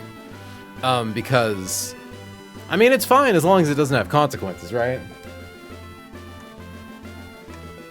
Eating the Lazy Berry is what you say you're gonna do when you're a pillow princess. More tame joke than the first one, I thought. Turtle, I appreciate you. I was explaining the origin of Wetbox to Inun on our last date night. I think because I made a box joke, and she's like, I'm shocked you know that word. I'm like, why? And she's like, it's just old slang. And I'm like, is it? I don't know, I feel like people say that kind of regularly these days. But maybe that's just me. Maybe that's because, like, as a member of the queer community, I have esoteric slang words for pussy. That one is pretty out there, I'll be honest. My wife thinks I'm pretty out there. That's separate from the matter, however. Okay. You are pretty. Thank you, Kill. Okay. Save up here. Crazy how the in-game timer is only about to hit 300 hours. So, choice specs, Leaf Storm, pre-damage to be an Overgrow, Lepa Berry, Psychic, Future Sight, Fire Blast, Slack Off. Kaylin is here just to click Slack Off, and I think that's really funny. She truly is Queen of the Pillow Princesses. Taking an absolute technical pummeling from Hitmontop. From a Hitmontop. She's here to Hitmon bottom. Citrus Berry, you're just here.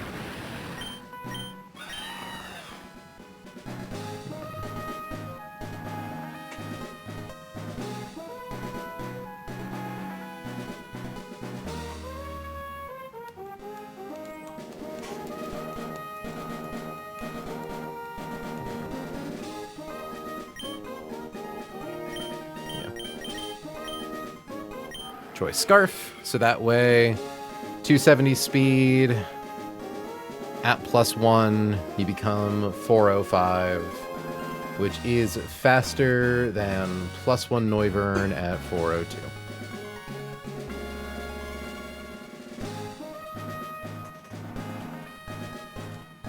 Assuming it even happens.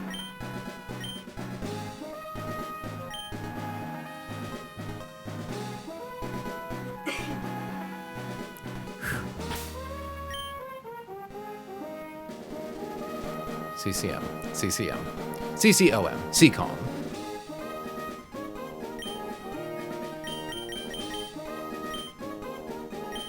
Also, yeah, I guess I should check. Scrappy, we already, doesn't matter. Technician, we know about.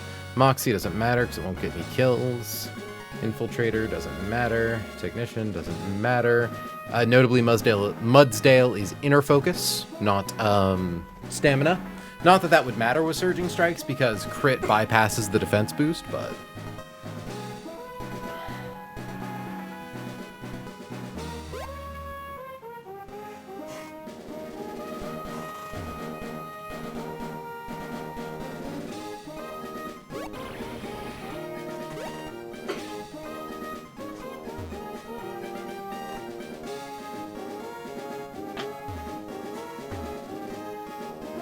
trying to figure out what that last cry was. Oop.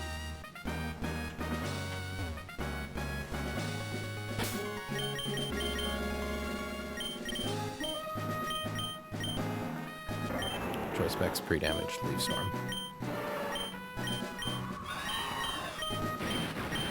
We're literally so fine. We are so fine. Cold certainty of math. CCOM, it is time for Black Belt Hawk. He is going to send out a Miltank. That's a pain in the ass, but we have this. Okay, Miltank wants to set up Stealth Rocks. It's not going to get a chance to because we are faster than it, because we have choice specs, because we are at 88 HP. Leaf Storm is a one-hit KO. Very worthwhile heart scale getting Leaf Storm.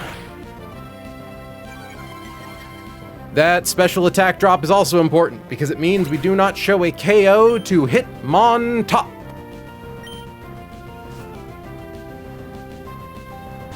Good. Hitmontop has 4 moves, but it really wants to kill us fast, so it's going to click one of the priority moves, Mach Punch or Bullet Punch. Those do not do a lot of damage to Kalen. We are going to swap to Kalen. This guy's got Technician and Life Orb, but we're just going to let him whittle away his own HP. There's one. We have a Lepa Berry to restore our slack off PP after the fact.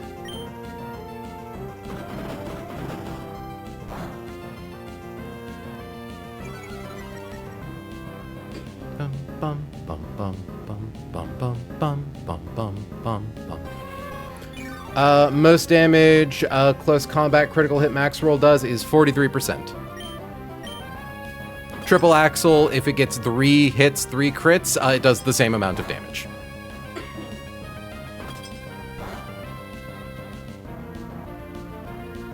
It did not get 3 hits, 3 crits. It did get 3 hits, though.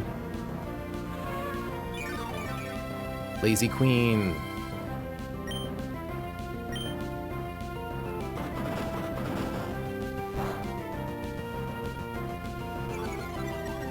We're just kind of clicking this button. Hitmon's defense is really low. I do gotta say, though, letting Pokemon KO themselves with their own life orbs is probably one of my favorite strats in Run and Bun. It's very funny. Bonus points if it's like a perfectly safe one like this. Also, it's nice that Kalen gets to participate in the acquisition of her own Mega Stone. Also, I would like to acknowledge this Hitmontop has 231 HP, so that way it barely gets that 11th attack off before it gets KO'd to its own life orb.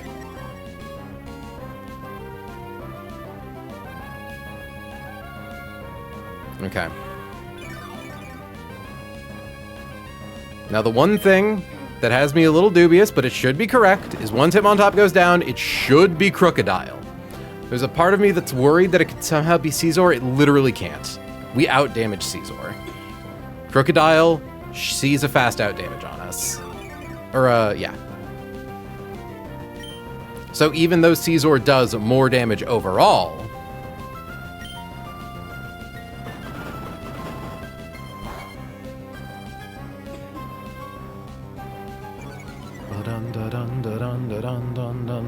dun dun dun dun dun dun dun dun dun dun dun dun dun dun.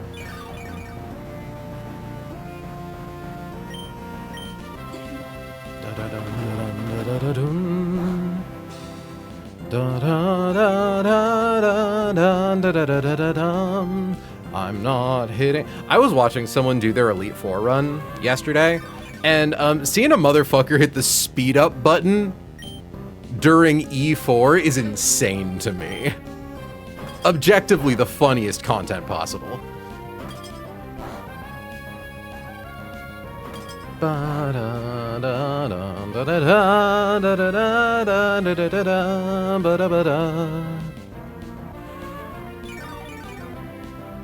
Okay.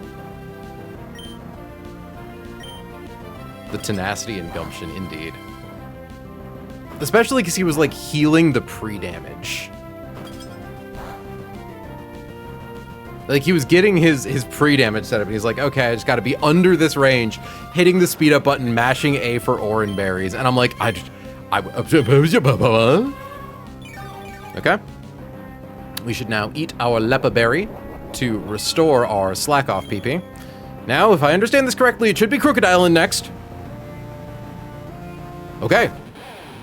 Crocodile's highest damaging move is Pursuit. We're gonna click Slack Off. This eats up its Dark Gem, so Pursuit is no longer its highest damaging move. Okay, sweet, we even heal back up to full. This means that even if Pursuit were to somehow, or Crocodile were to do some fucked shit and somehow know to click Pursuit, even though Earthquake is highest damage, it couldn't. Okay, so what we are going to do is swap to Willow, as it goes for Earthquake.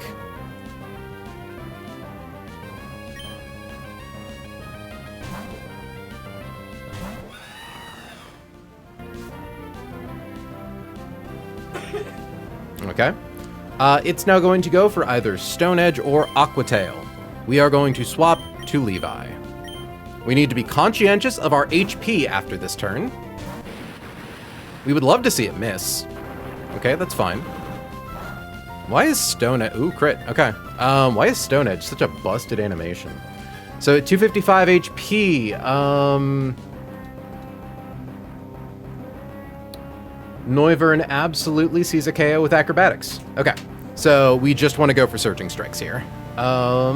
We are faster than Crocodile by 10 points, and we KO with Surging Strikes. Earthquake, Pursuit, Stone Edge, Aqua Tail, it has no priority.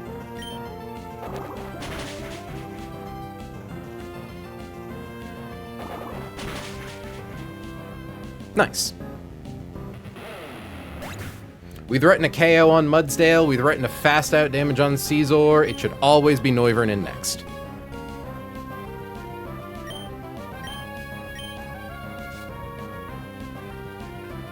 Good.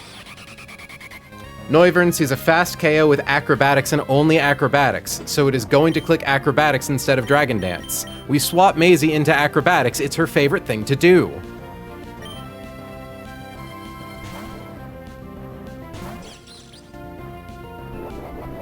Uses up its Flying Gem.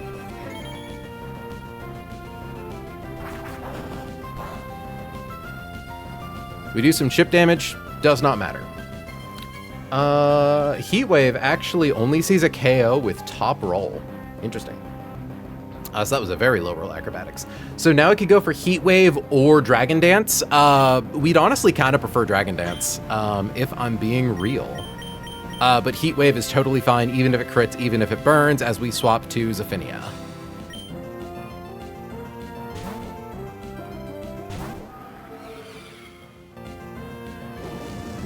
Honestly, I kind of feel better about Heat Wave anyways, just because, like, I would have gotten nervous. Okay. We have a Choice Scarf. Even if we didn't, we'd be faster than this thing, since it didn't D-Dance. We one-hit KO with Draco Meteor. And I believe because of how little damage we took, we probably bait Mudsdale in next. I don't think we took enough damage to let Caesar see an out damage on us after the Spatak drop.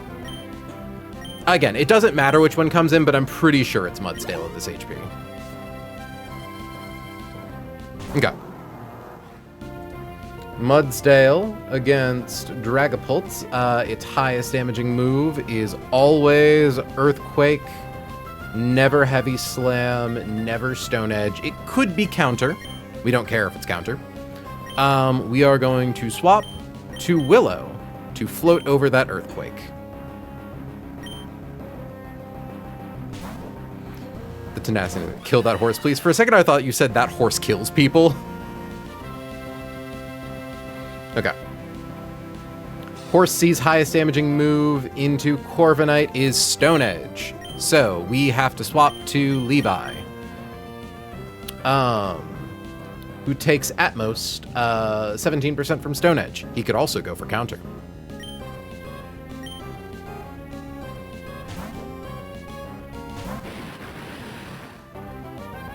Nice. Okay, I think this means we don't need to worry about swapping around Caesar. Levi outspeeds Mudsdale and 3-hit KOs it with Surging Strikes. Yeah, we just gotta check everything here. This is inner focus, not stamina. Oh, that's right. I forgot you're scared of horses, Pio. Well, sorry about that. She's gone now. 255 HP, critical hit close combat from Caesar does 201. Yeah, we're fine. We are A-okay. So we had a whole thing set up to be able to break Caesar's focus sash if we needed to, but it looks like we do not need to. So it's just going to click its highest damaging move, which is close combat, because it doesn't think we can one-hit KO it. It'd be really funny if Fire Punch burned.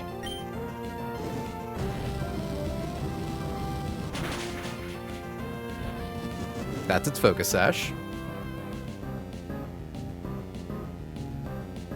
Close combat is fine.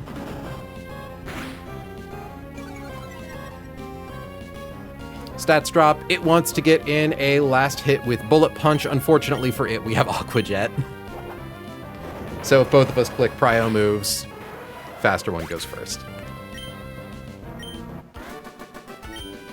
One more to go. We have to take a detour. Gotta get the funny bunny rock.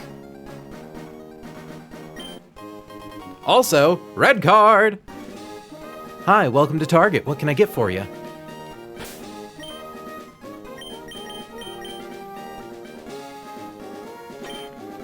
Y'all, have I ever mentioned that I spent a year of my life having to hawk the fucking Target red card? That I was a cashier? And they made us fucking try to sign people up for a debit card. Could you imagine if you were shopping at Target and they tried to get you to sign up for a debit and or credit card? To be fair, I did sign up for the red card. It was 5% off all your purchases and it's stacked with our employee discount. So it was like a 15% off everything, which low-key did kind of fuck back when I worked there. But like, yeah, insane. It basically just knocks tax off of all of your purchases, which like would have been cool back in the day before like, you know, they got real fucking weird about queer people. Okay. Delete block belt Hwak. Delete black belt Tua. Okay.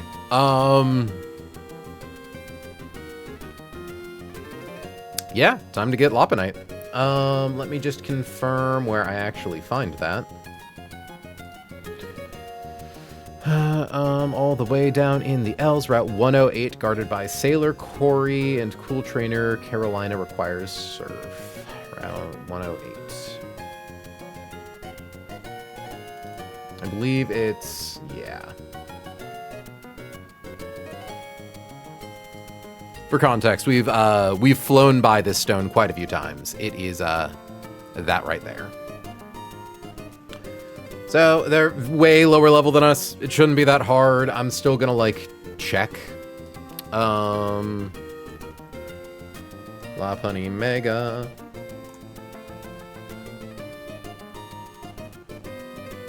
Hit next trainer, then go back, then hit refresh. Because this fight is actually a little annoying, just because it has a bunch of guys with fake out. Oh, good night, thanks for stream. Well, thanks for hanging out, yo. Who's messaging me? Turtle. It was an excellent joke for what it's worth.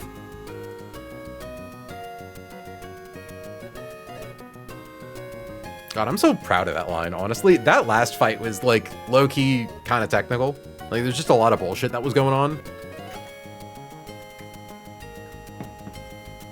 And I felt very clever about it. Okay. So we've got a melodic, we've got a lot bunny. I mean, like, I have 2 guys with inner focus. Dragonite, do you kill... You totally kill these 2, but not, Gerald's dose. Ice Fang, Dragon Dance, Intimidate, Wackenberry. Wacky Backy Berry. Because, yeah, Facade, Fake Out. Well, I mean, like...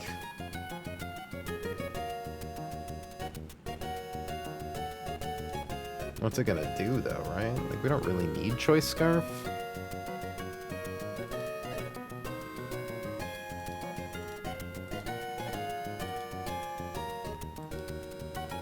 Okay.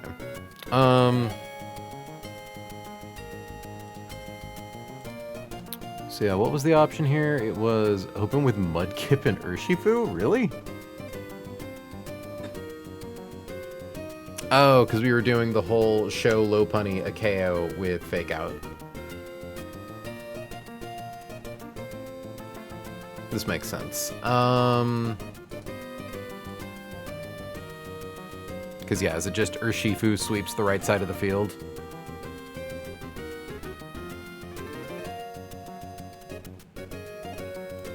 Because AI prioritizes... You just look at Fake Out.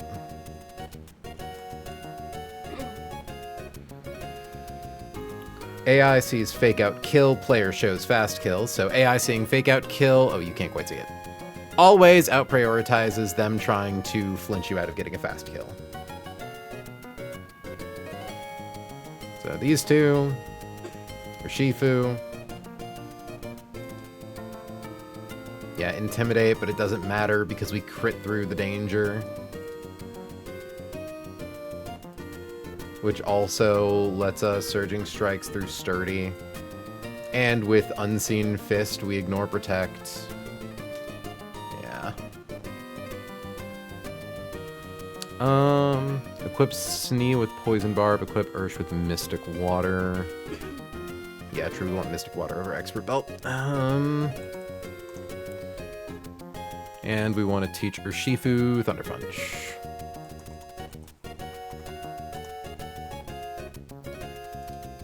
I swear to God, it's always the easy fights that scare me the most, right?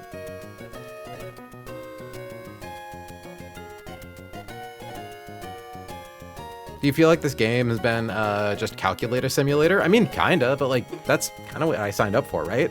Like, I signed up for a really intense puzzle game with light roguelike elements. And it's what I've got. And I've had an absolutely delightful time.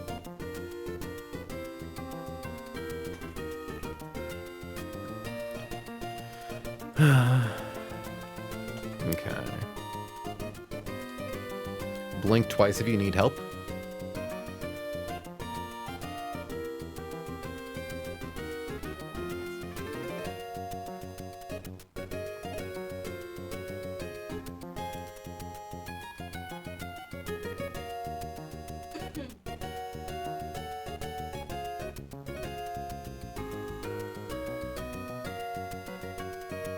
Who do you think needs help here? Who do you think fucking blinks? You think I'm some kind of bitch? I'm some kind of pussy coward who doesn't know how to do her Pokemon math? After 10 months of doing Pokemon math? What the fuck do you take me for?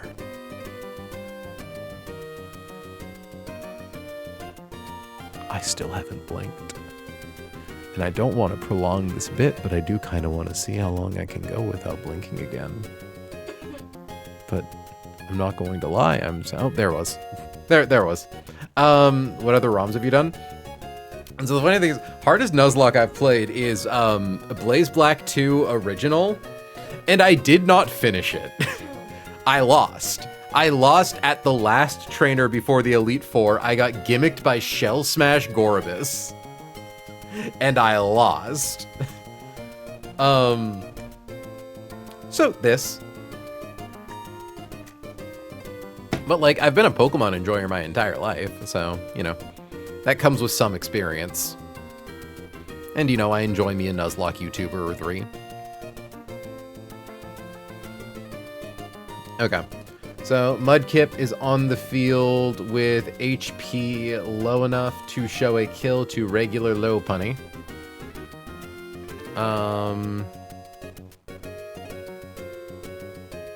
Yeah. There are pre-damages. Don't forget to calc this, dipshit. Good notes, April. Good notes. I'm like, where are my pre-damages? So, pre-damage.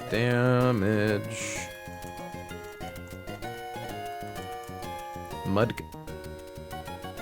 to 39 HP. We don't need to worry about Mudkip leveling up. I'm assuming the fight went well. I had a draft match. I mean, I'm not sobbing and back at back at the truck, all right? Yeah, no. Everything went perfectly according to plan. Would you try a run and bun run where you get crit every turn? No. That would be, like, deeply unpleasant. I mean, okay, so the funny thing is, technically, I kind of already do, right? Because I play around the crits. Yeah, technically speaking, actually, run and bun where I get crit every turn is the game I'm playing right now. Because that's the universe I assume I live in every scenario that I can account for it. Like, that last fight, if we got, like, max roll crit on every turn, we still would have been fine. But there are some fights where that's, like, just literally impossible.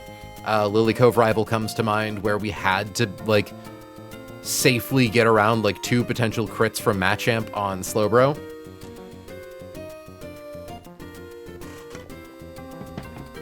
But yeah, no, like, it's kind of just already the game I play. It would also make certain abilities completely irrelevant, right? Like, Intim doesn't do anything. If the AI assumes it always crits, it always ignores the stat drops. Okay. Urshifu with Thunder Punch, 1-hit KOs Melodic. Mudkip swaps to Togedemaru, who takes a Fake Out. I believe low roll Fake Out here. 20 damage, 236, 253 minus 20 is 233, which means after that we always show a kill to close combat on Lopunny. On Lopunny. Sloppy, floppy, loppy. I shouldn't say that about my girl. Hashtag my me. Okay, but yeah, we swap to Mudkip. Or swap Mudkip to Togedemaru turn 1 on Fake Out. By showing a kill to Fake Out, Lopunny doesn't Fake Out Urshifu. We kill Melodic. In comes Avalugg, probably. Yeah, because it thinks we can't kill it. So it comes in. Togedemaru fakes out Lopunny. Urshifu kills Avalugg. Easy style. In comes Overquill, who gets off Intim. Togedemaru clicks Spiky Shield against Lopunny's close combat. Urshifu, Mystic Water KOs Mystic Water Surging Strikes KOs Overquill. At this point, it's just Urshifu, who is faster than Lopunny, who kills with Surging Strikes. We swap Togedemaru out for, like, Sneasler. Yeah, I think was what I went with.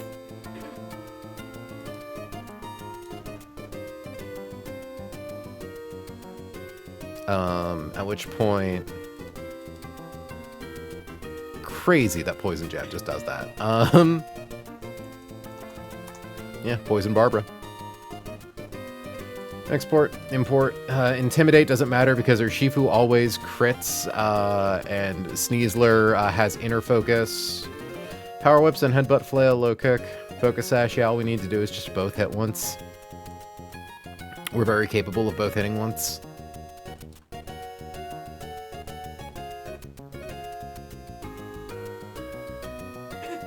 Oh, I actually went with Dragonite instead of Sneasler here. Interesting.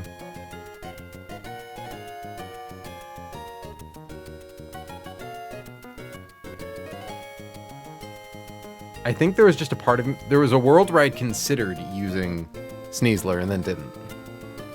I think because I don't need to use Sneasler, technically. Which is true. Yeah, I can use Dragonite instead of Sneasler. 178. Yeah, because it still has Inner Focus. Yeah, all it needs is the Magnet and Thunder Punch. And then Dueling Beat lets it kill Serena. Cool, easy. Yeah, that's really the only thing I need to worry about. What does your E4 team look like so far? I kind of want to keep it secret a little bit. I will say that it does contain some of the obvious goats. We are going this far to get Mega Slowbro for a reason. So we're bringing Slowbro, gonna bring Primarina, gonna bring Latios, gonna bring Sneasler. I will leave the last two to mystery. I'm not going to act like I'm reinventing the wheel with my E4, but it does at least have one unique fight.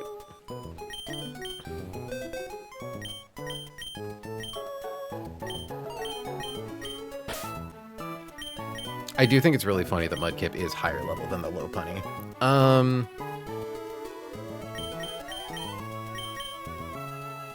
Okay, so we need you. We already have Urshi.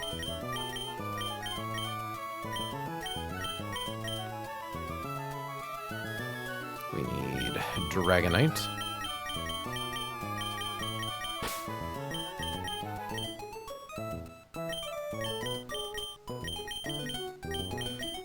And then I guess we'll bring, like, our most sackable guy. And Sneasler with Poison Barb as a backup.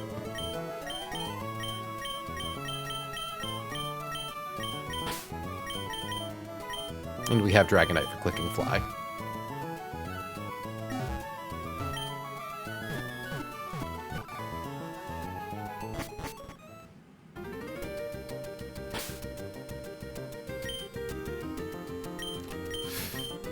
Having Wave in the front does make me slightly uncomfortable.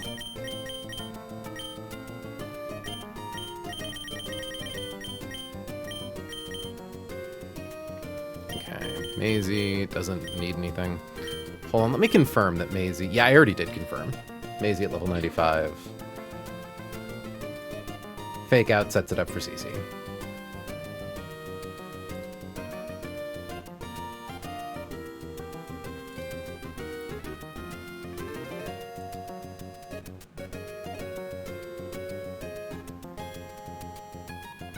And the nice thing is that Togedemaru is a little slower than Mega Lopunny.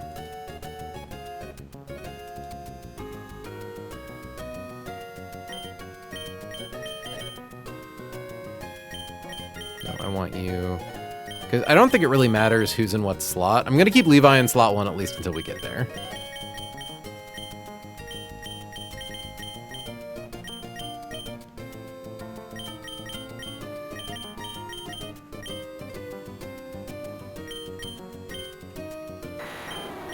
Okay, you already have Thunder Punch.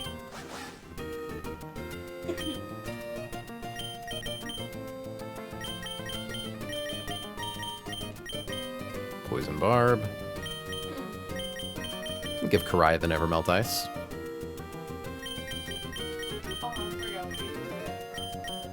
Mm-hmm. She's not nearly scary enough of a woman to do that. Okay. We want to tools, scripting, pre-damage slot 2 to, honestly, we'll set it to just 30, right? Like Wave could be at 1 HP for all that it matters, right? Because we just need to make sure that regular Lopunny sees a KO on it with Fake Out. Because confirming here, Lopunny, Mega, Standard Lopunny has Cute Charm, versus Mudkip. Fake Out does 39 damage, so assuming we're at 39 HP, it is always Fake Out. If we are at 1 HP, it is always Fake Out. Like, I don't even think we're necessarily in trouble if, like, we did the calc wrong and Lopunny actually, like, attacks Urshifu turn 1, because it's not like she does damage to him. I guess the worry would be, like, Melodic would get up Hypnosis, but even then, like, no, it would just try to kill Mudkip.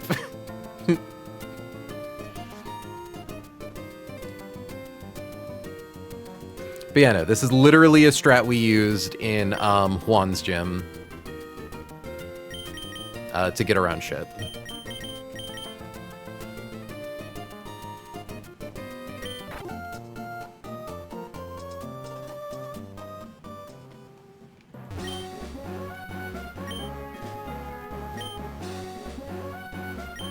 So, Thunder Punch on Levi.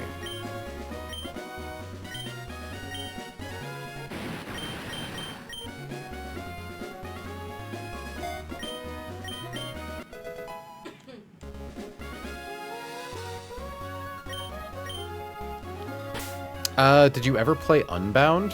I am unfamiliar. Is that a Pokemon ROM hack? So, Mystic Water, Surging Strikes, Thunder Punch. Is Mudkip, is level 30.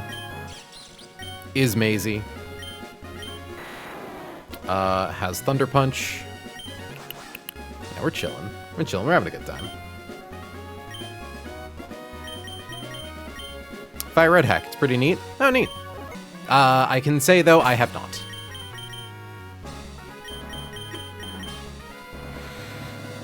Okay, so flying down to Slateport. We should be fine, not having to deal with no optionals, but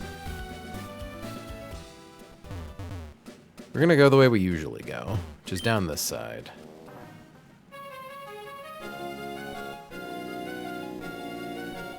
We already fought you.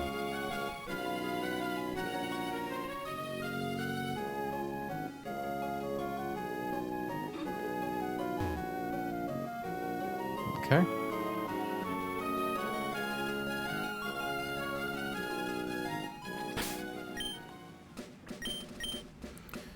Mystic Water, Surging Strikes, Thunder Punch. Sneasler currently has Poison Jab, right? Yeah. Mitmod, could you please kill that guy?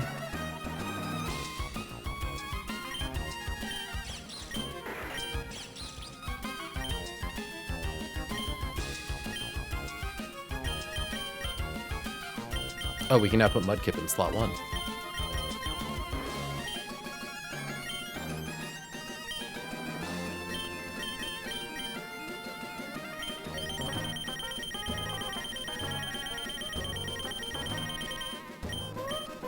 Give our little man the Everstone, because he ain't never evolving. Alright.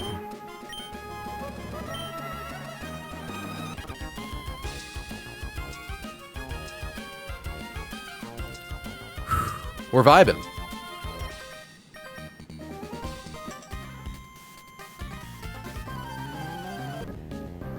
They're literally level 64 and 65. Like, I think we got Left Guy bugged again.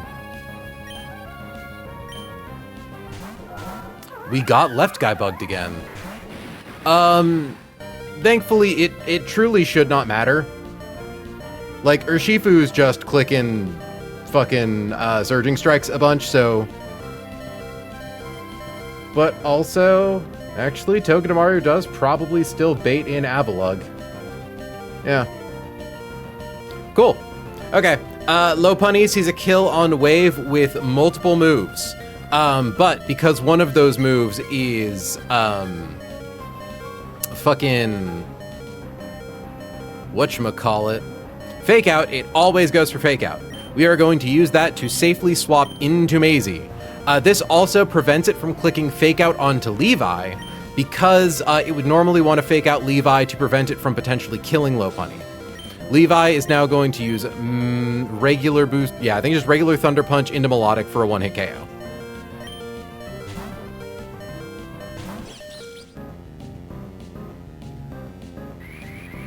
Here comes the funny bunny.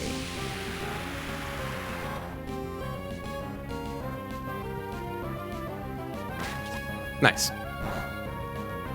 Drops us down to below the amount of HP we need to be at for her to see a kill with close combat. Yeah. So thankfully team order here didn't matter, but we did get left guy bugged. So I think next in should be Avalugg. Yeah. Okay. So first things first, Avalugg here has Avalanche, Rock Slide, High Horsepower, and Protect. It has Sturdy and a Rock Gem. Would normally be kind of hard to kill, but Levi has Unseen Fist, making it able to ignore Protect, and it has Surging Strikes to get around Sturdy. So Maisie is going to throw out a fake out of her own into the Funny Bunny, while Levi strikes Surgily.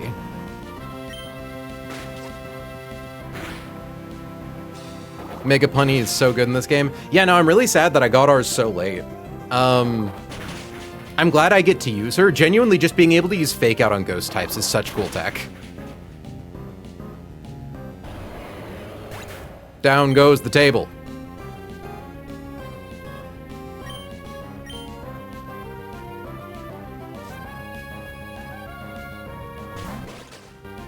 Okay, there's Overquill. He gets off Intimidate. Drops Levi's attack. Thankfully, we're hitting with a sure crit move, so it does not matter. Sure crit ignores our stat stage drop.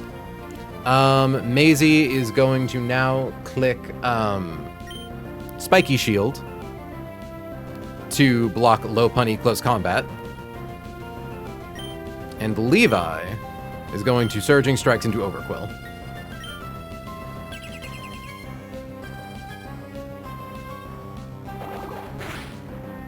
See?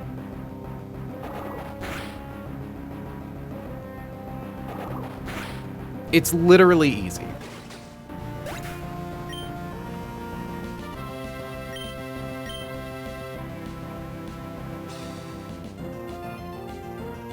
Okay, now that it's just Lopunny, I'm pretty sure Levi could just kill this thing. Yeah, we're going to use Surging Strikes anyways, but we are going to first swap Maisie to Dragonite. Hold on, confirming Dragonite's speed, 178. That's faster than that. That's faster than that. Cool. And Levi is going to Surging Strikes into Lopunny. Levi is faster than Lopunny and will thus KO before it gets a chance to hit.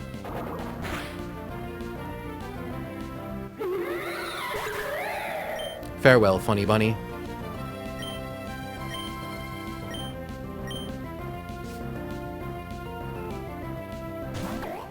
Out comes Sarina. Deirdre with dual wing beat KOs Sarina. Levi can click Surging Strikes if he wants. She has a Focus Sash, so she can't be one-hit KO'd. She has Power Whip, Zen Headbutt, Flail, and Low Kick, but she's slower than both of us. Yeah, I'll fucking... You know what? Let's click like Thunder Punch. No, we have no reason not to click Surging Strikes. Especially because our attack got dropped.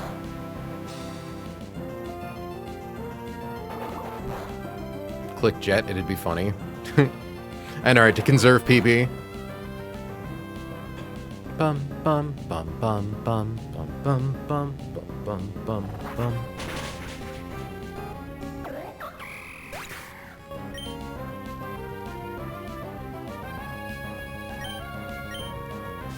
And last in, Jerry Dose. Gerald Dose, if you will. Jerry's his father's name. Waterfall, Power Whip, Ice Fang, Dragon Dance. With Magnet, Deirdre has Inner Focus, which lets her ignore Intimidate. She one-hit KOs with Thunder Punch. Through Walkin' Berry.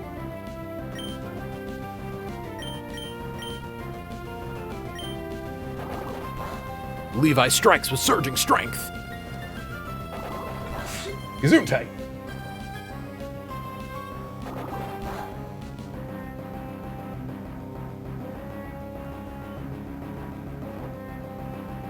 I'm glad Deidre's out here getting some kill steals in the end game.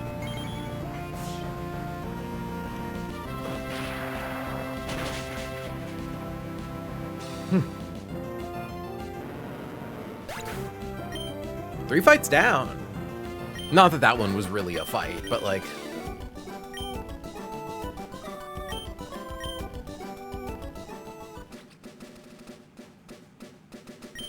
Bum ba da dun dun dun dun.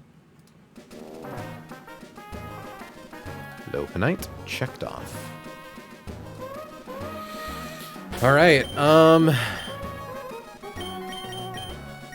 Guess we planned for that last fight, huh? And by plan for, I mean I show you guys the calc I already have done.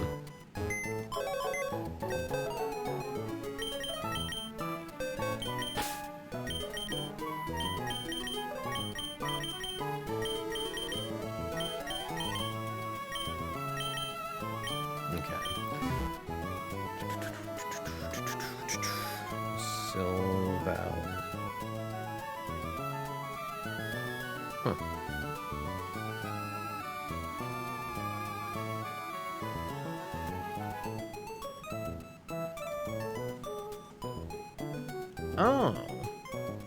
Huh.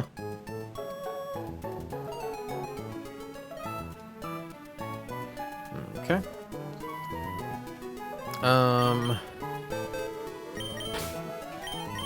Yeah, let me just get the guys we need for this fight on our team. But it is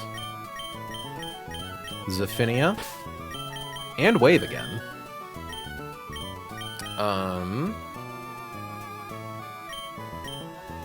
Corviknight.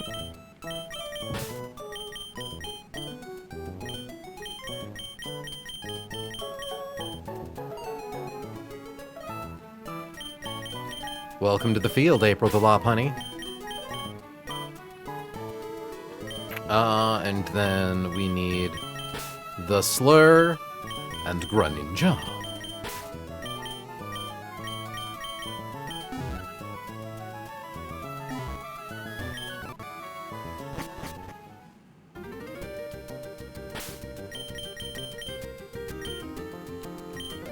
So, first things first, gotta do some things. Well, I guess first things first, let's review the line, right?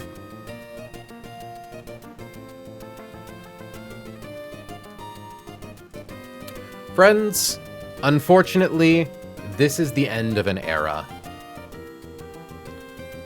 We have to evolve Mudkip.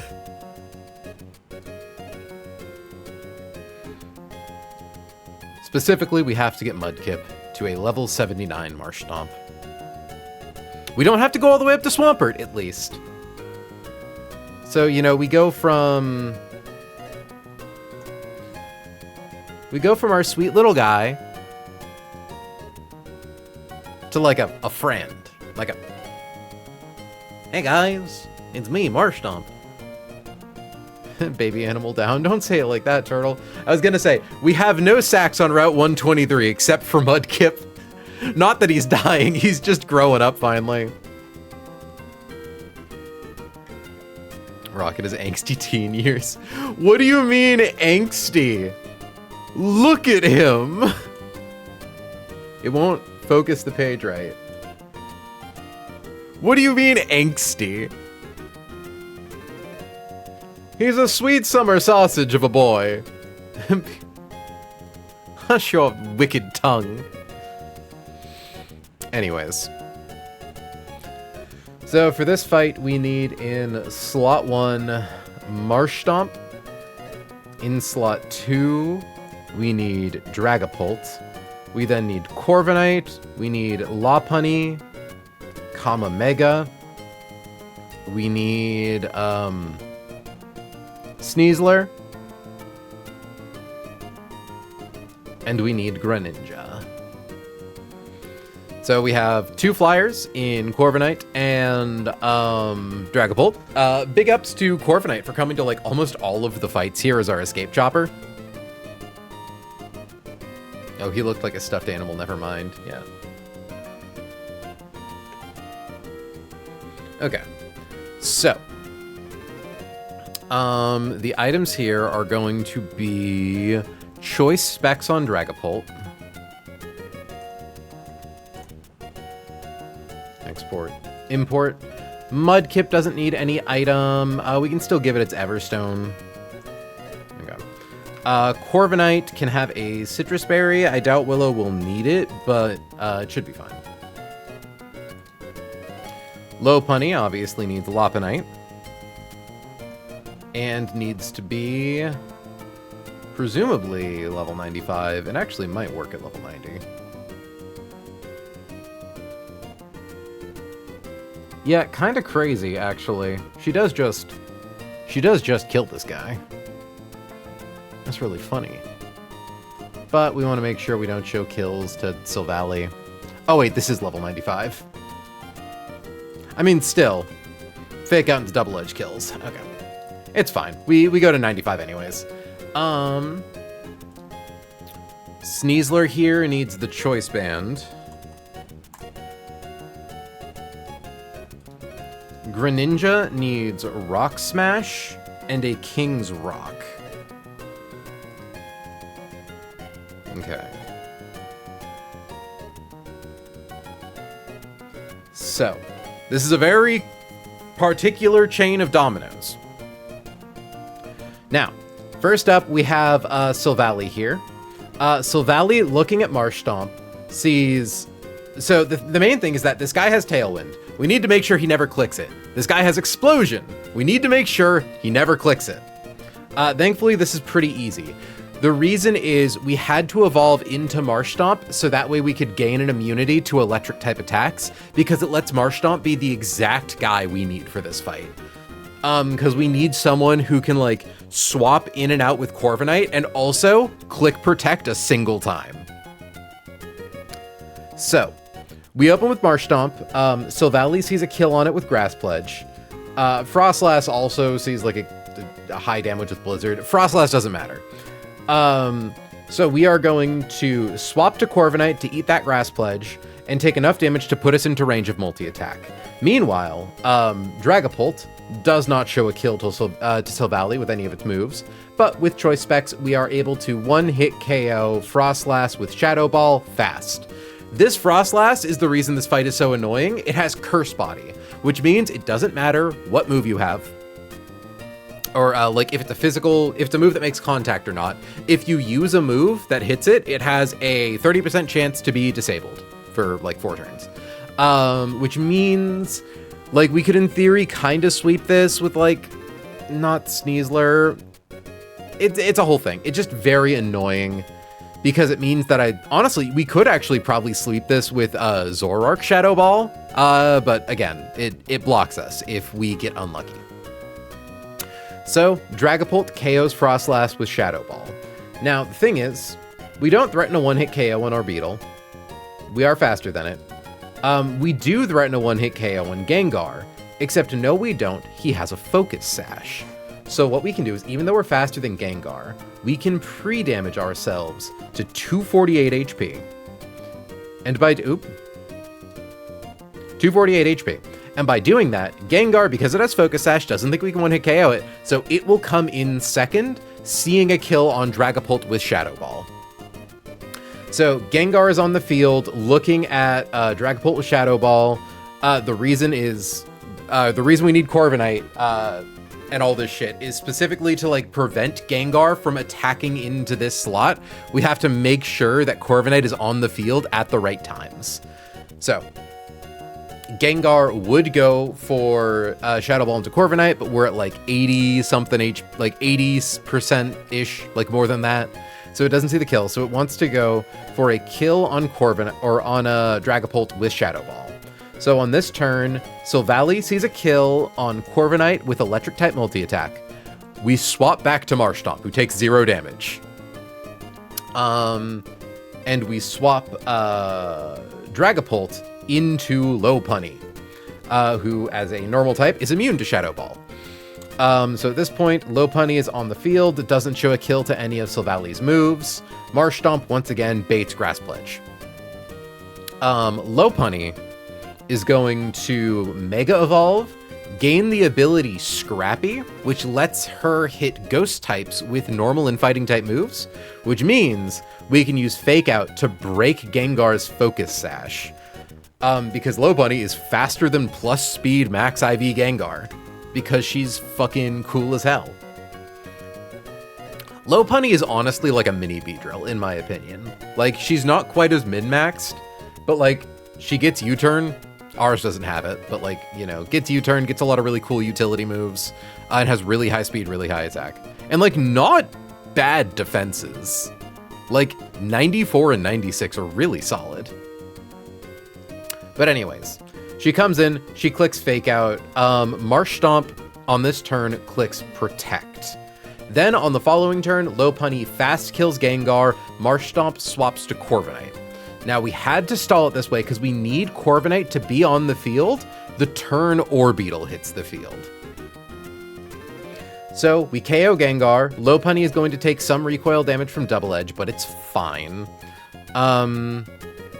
Fucked up that she doesn't have a good normal move in Champions. That's really fucked up.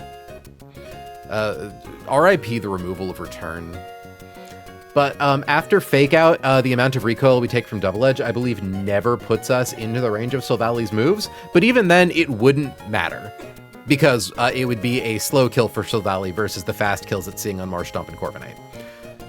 So we kill Gengar, we swap in Corviknight. Orbeetle hits the field. It sees a KO on Lopunny with Future Sight and only Future Sight. And it's, well, it's a slow kill, but it's a kill nonetheless. And obviously, it doesn't see a kill on Corviknight. So what we're going to do is, it's going to click Future Sight. We are going to swap to Choice Band Sneasler. That is the first turn of Future Sight. On the second turn of Future Sight, Sneasler uses Knockoff to KO Orbeetle. This is not the turn that Future Sight goes off. On the following turn, we swap Sneasler to Greninja, who then blanks Future Sight. All in the meanwhile, on the left side, we are swapping, back and forth between Marsh Stomp and Corviknight, right? And then once Greninja is on the field, it is faster than Silvalley. It flings King's Rock at it as we swap slot A into Sneasler. Because we have swapped out, Sneasler has reset what move it can choose with, Choice Band. We are faster than Silvalley. It flinched on our swap-in, so it doesn't get any damage off. Though, in theory, we don't even really need that as long as we plan around it coming in on Grass Pledge. Which isn't too hard because of, Marsh Stomp, but it's fine. We don't need to worry about that. We come in, we do some chip damage, but even then, the main crux of this fight is that Greninja is 3 points of speed faster than Sneasler. So because of this, Greninja outspeeds Sneasler, clicks Rock Smash into Silvalley, drops its defense by 1, Sneasler choice locks itself into close combat. We kill Silvalley with close combat. At this point, I believe it is Golem in next for seeing a kill with Earthquake. Golem is very annoying because it has a Cuss Stat Berry and Sturdy. Thankfully, Greninja is here to do a little bit of damage with Rock Smash and drop his defenses, so that Sneasler, and it also breaks Sturdy, but it doesn't set off Cuss Stat Berry, so Sneasler can come in and kill with close combat. And then Como hits the field, and it doesn't really see, well, it might see a kill with Boom Burst, but Greninja is faster than Como, and it hits it with Rock Smash, dropping its defenses. So Sneasler can one-hit KO with close combat. And that's the line. Not too crazy. What do I mean? That's actually a very impressive line. It's got a lot going on. But we're gonna get through Route 123, or Route 120, assuming this goes to plan. We get through Route 123 with no deaths.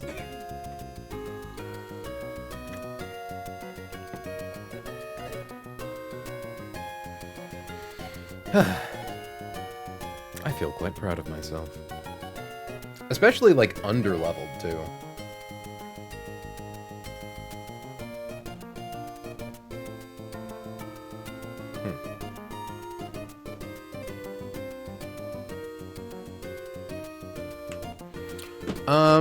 Do I want to run it tonight? I don't think so. I don't know. I kind of want to... I'm nervous for no reason. I don't know. We'll get our, like, crew set up, but we are nearing the 3-hour mark, and I think I would like to be able to chill. And it means we can start off tomorrow's stream with a cool fight, right? So, first things first. First things first. Second things second. First, second, third things first. 7! Sorry.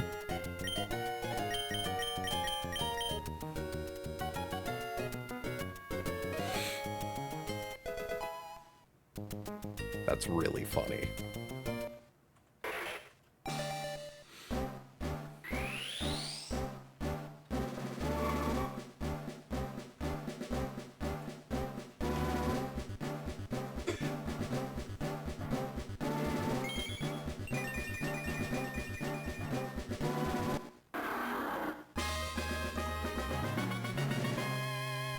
Gonna post this in Dexcord real quick.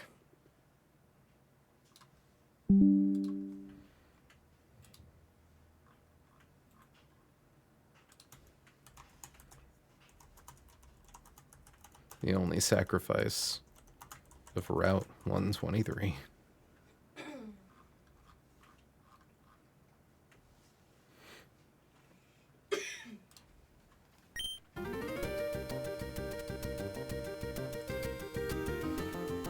Okay. What level we need to get you up to? 79? Oop.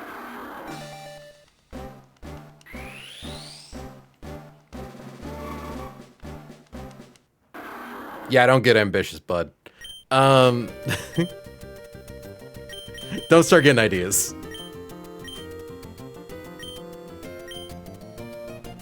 Oh, that's interesting. It went back to up here.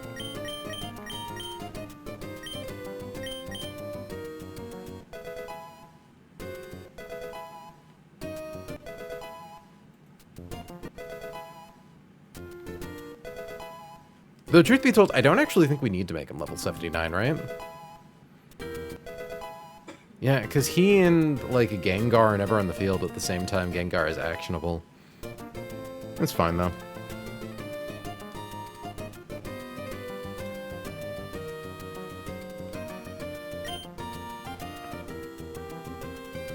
Okay.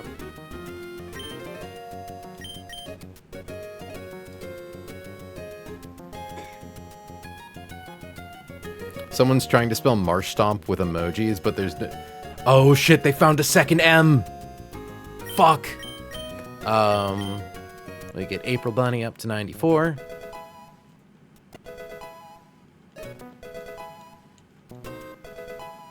I mean 95.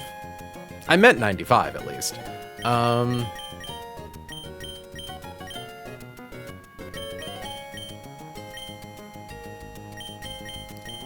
We do need to go get the choice band.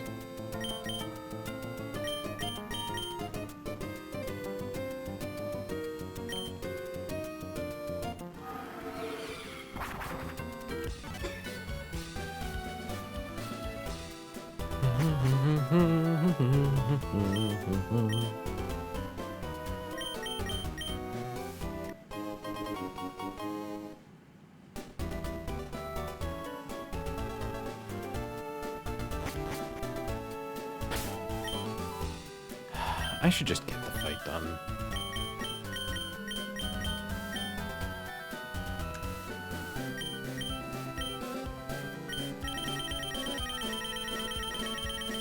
I turned in the choice specs, didn't I?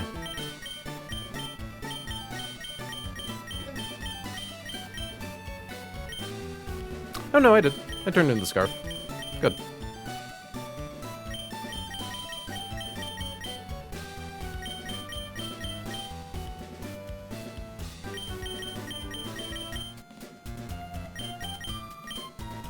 Citrus berry, just in case. And a rock for the king. A crown. A crown, rock, king. Rock, crown. Shit, rock, yeah.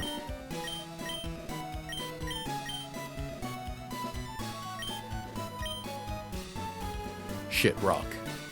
Yeah. Okay.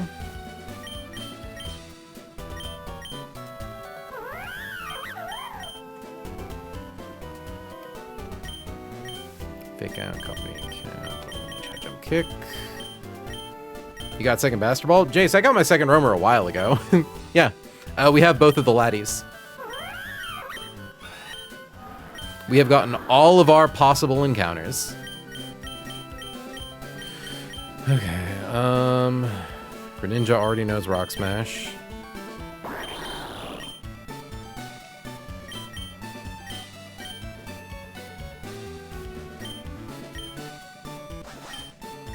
Close combat and knock off.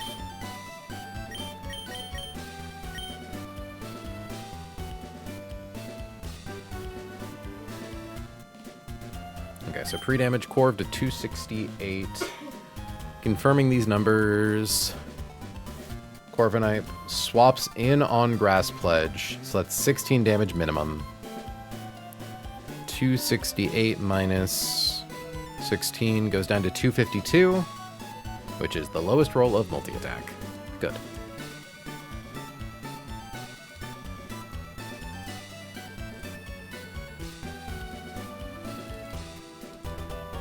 Pre-damage, slot 3 to 2 48. Wait. 268. And pre-damage, slot 2 to 248. Confirming at level 94. That is when Gengar sees kill with Shadow Ball. It is. It is when Gengar sees kill with Shadow Ball. I really don't want to run the fight because I'm nervous for no reason. But I should just get it done. I should just get it done.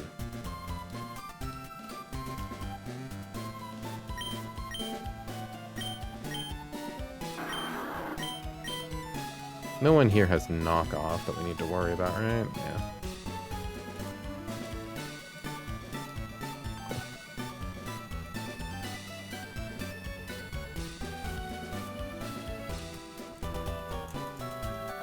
Marsh with Everstone.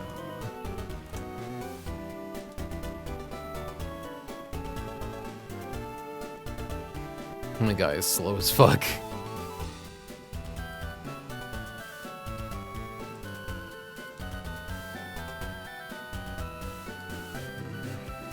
Levitate, Curse Body, Telepathy, Levitate.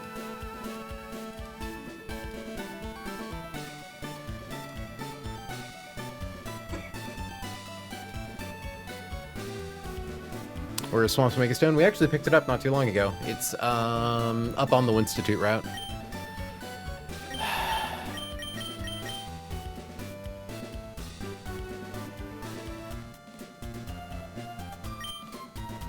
I guess. Check everyone's items.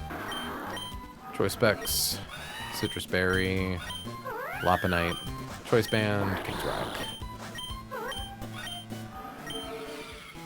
Shadow Ball. Moves.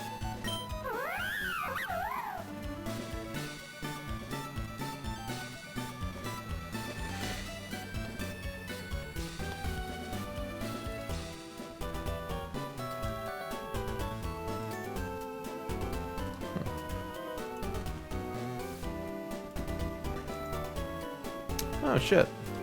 I actually might not need choice specs. Dragapult here can KO Frostlass with Life Orb boosted Shadow Ball. And then we show a fast kill to Orbeetle, so I can feel better about that.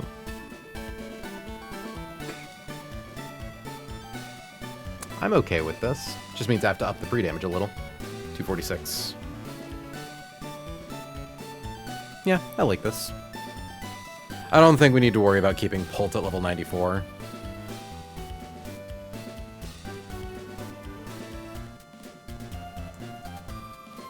Wait, no, it would be that plus a tick of Life Orb, right? So 246 plus 29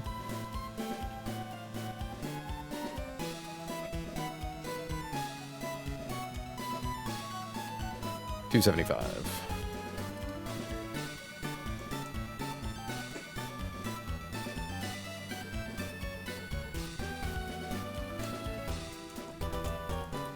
Yeah, I'll be real. I was not expecting Pult to be able to get Frostlass with Life Orb, but it does barely hit.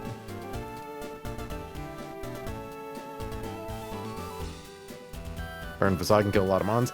Yeah, unfortunately we had to use our Facade TM on Altaria a while ago, and while that has been incredibly useful, Altaria isn't that fast. So we don't have a lot of, you know, we can't like set up low punny with Facade and Sweep Crazy style. Yeah, fuck it.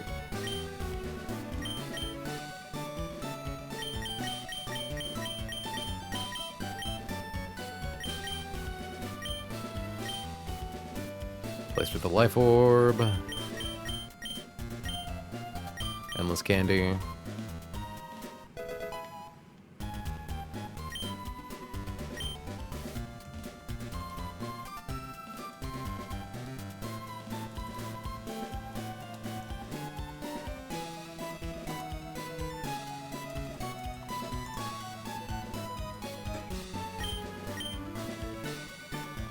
$275 minus 29 brings us down to 246.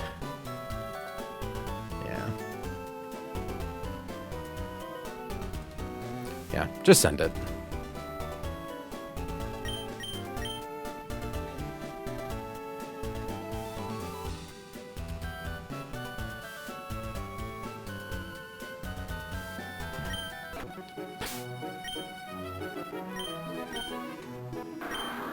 Everstone, Protect, Life Orb, Shadow Ball, 275, level 95. Citrus Berry, pre-damage to 268. Lopunite, Fake Out Double Edge, High Jump Kick. I wonder. 277, 265, huh.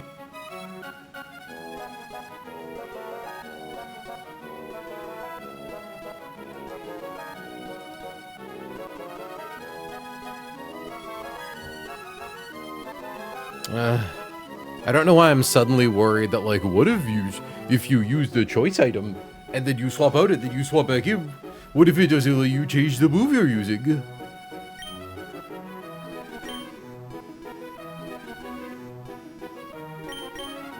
You know what? Just to settle my brain, let's test this in the funniest way possible. Because I can actually just confirm this, right? I can give Wave choice specs. And then go encounter a Pokemon on the first ride of the game.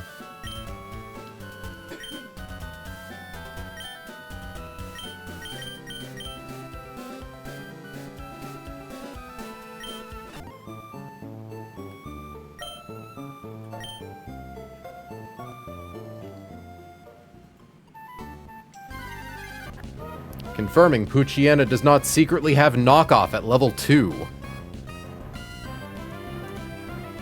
Tackle. That is it. Perfect. Go Wave. Confirming, click Protect. Okay. We are now choice locked into Protect. Let me confirm that by trying to click Muddy Water. Good. Swap to Savinia, so we don't even need to worry about the damage. Did nothing.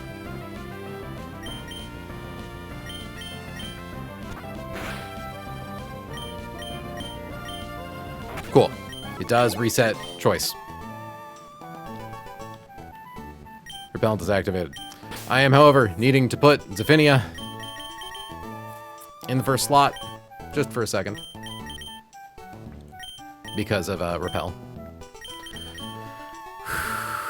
It's fine, April. It's so fucking fine. This is a good-ass line. A good-ass line you figured out.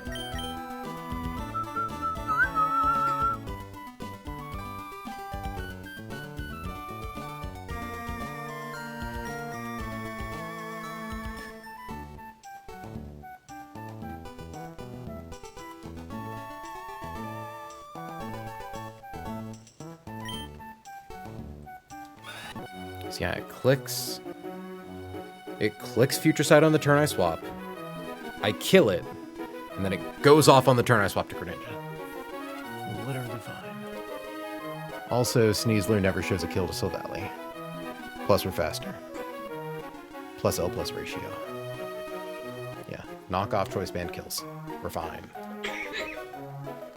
We're literally fine, guys, right? Chat, reassure me that we are fine.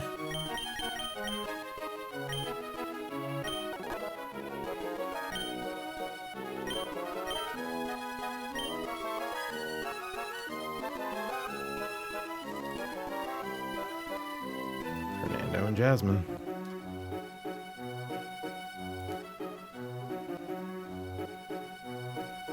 Also confirming that we have a guy who can click the move fly. Yes. Yes.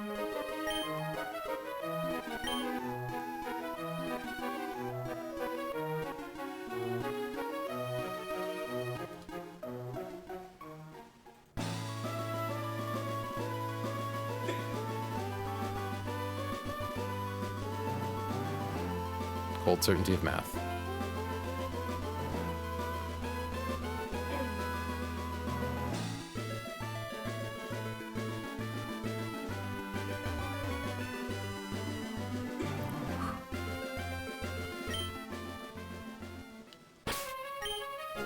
Greninja, did I give you a King's Rock? I definitely did. Choice Band, Lopunite, Citrus Berry, Choice Spec. It doesn't matter if he has the Choice Specs, if I'm being honest, but we still give you the Everstone.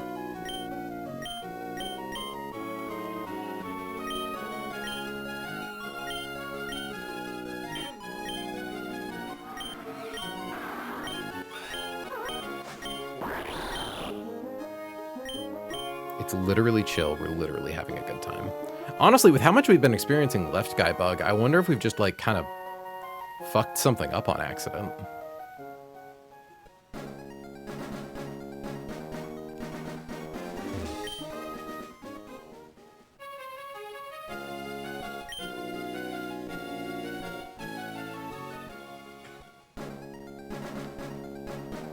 Okay, confirming Pulse in slot 1.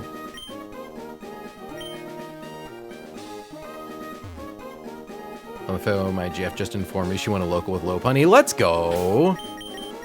Let's go, Bunny Boppin' Gamers. I'm gonna relink the stream in Dexcord.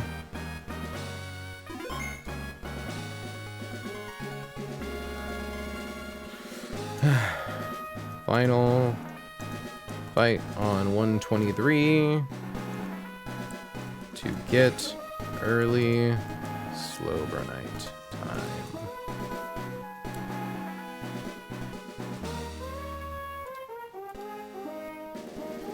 Also, just kind of really quickly. 262, 265. Rock Smash. Let's go. We're fine. We're fine.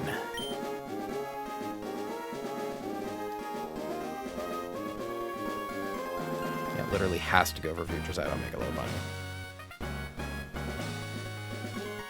Okay. Zephynia, pre-damaged, so that one tick of Life Orb brings us down to its 256? 248? I've literally done the math.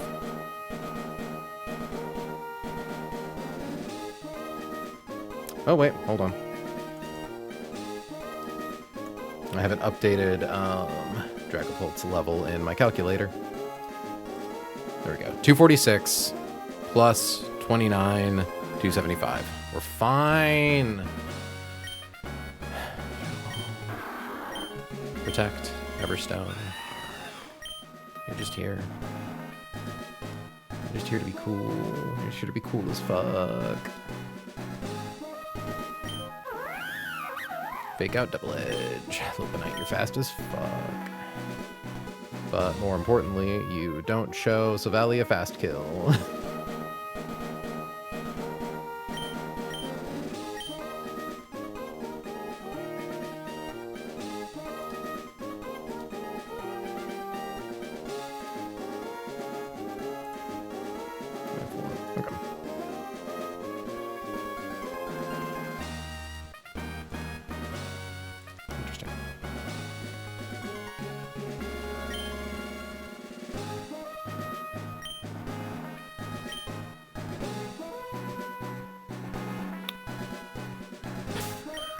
Okay. Stop freaking out.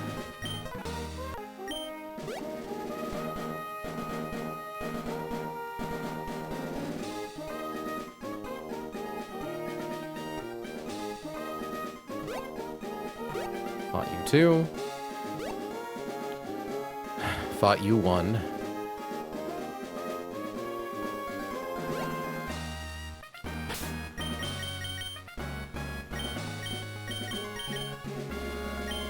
Okay, wave should be in slot 1.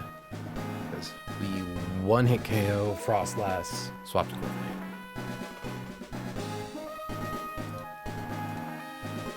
Yeah, literally chill.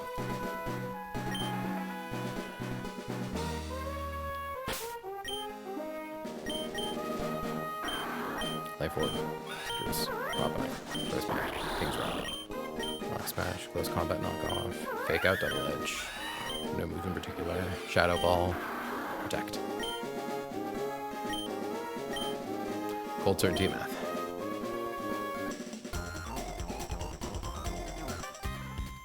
Okay. I'm proud of myself for just sending this. I need to not let myself live in constant fear. I'm sorry I've been such an anxious mess today, chat. Silvally and Frostlass. Alright. Turn 1, Silvally wants to get a fast kill on Wave with Grass Pledge. To prevent that, we are going to swap Wave to Willow. Frostlass is going to do something. We don't really care what it is, because we are going to... Hold on, we are going to back up real quick. We are going to one-hit KO it with Shadow Ball. Now, what should happen, we threaten a fast kill on Orbeetle, and Gengar should see a slow kill on Zephynia. Even though we threaten it with a one-hit KO, it has a Focus Sash, so it doesn't actually think it's threatened with a one-hit KO.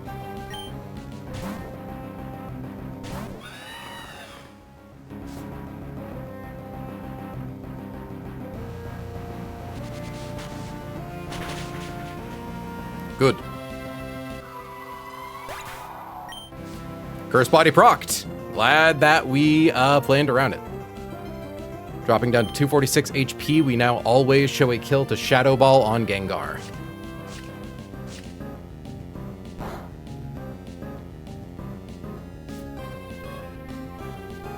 Excellent. Okay. Gengar does not see a kill on Willow. Silvally does with multi-attack. Yeah, lowest roll. I panicked for a second. The lowest roll is 252. Yeah. So it sees a kill on Corviknight with multi-attack. It is going to go for that. We are going to swap Willow back to Wave.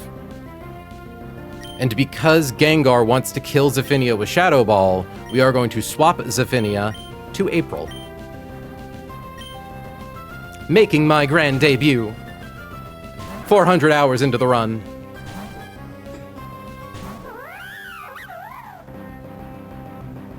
Immune. Immune. Okay. I use Fake Out. I use Protect. I KO Gengar. I swap Marshtomp to Corviknight. So, yeah. Okay. So Silvally now wants to kill Wave with Grass Pledge. So we are going to click Protect. And April is going to Mega Evolve, gaining the ability Scrappy, which lets her hit Ghost types. She becomes faster than Gengar and makes it flinch with Fake Out, breaking its Focus Sash. Hoppy Loppy, chat. The funny bunny of our own.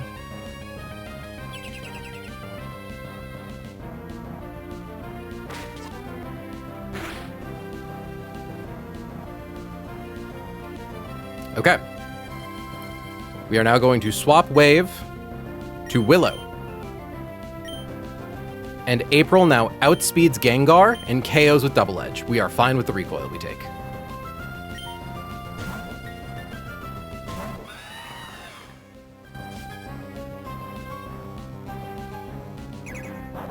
Bonk.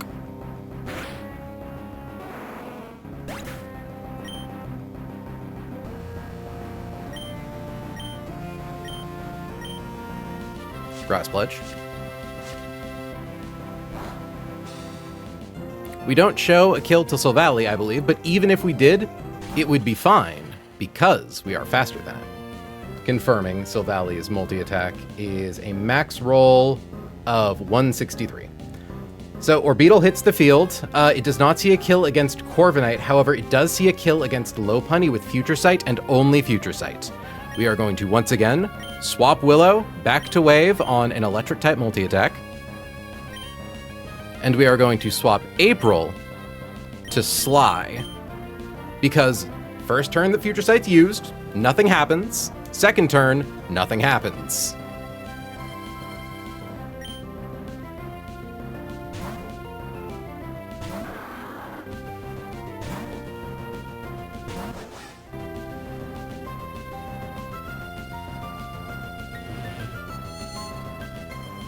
Orbeetle foresaw an attack. Okay. We are going to now swap Wave back to Willow. And Sly should be able to get a fast one-hit KO on Orbeetle with knockoff. Future Sight will not go off this turn.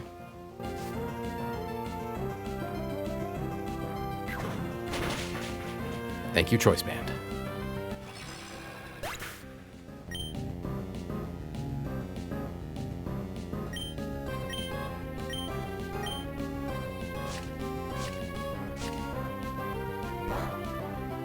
Ooh, crit mattered.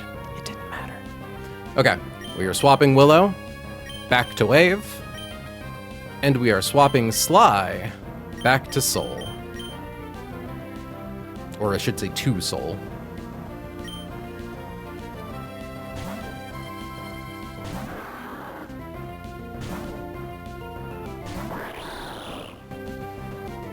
Future Sight should now come in on the Soul slot. But we are immune. Okay. We now swap Wave to Sly, and Soul uses Fling with its King's Rock to fast flinch Silvally.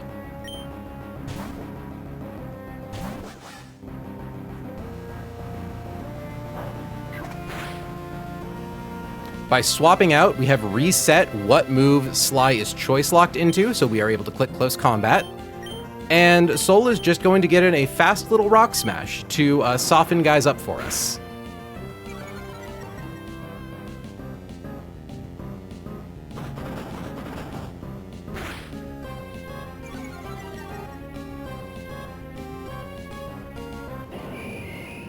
Next in should be Golem, who thinks we can't kill it because it has Sturdy.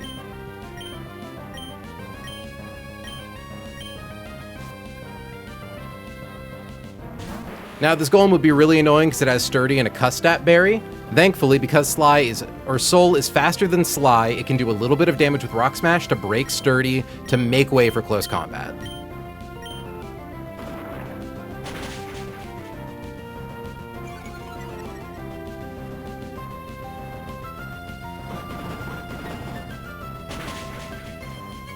Easy. And last in, the final Pokemon standing between us and Mega Slowbro is Kommo-o.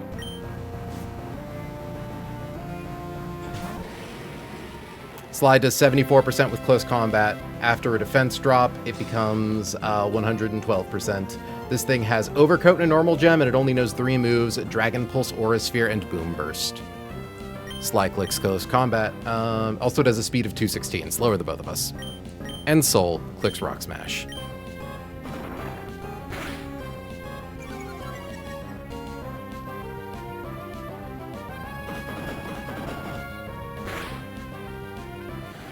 And that, my friends, is Route 123.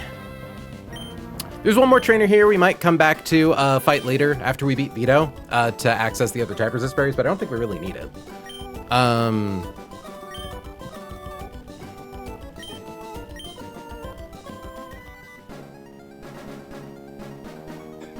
Notably, though, one eject pack.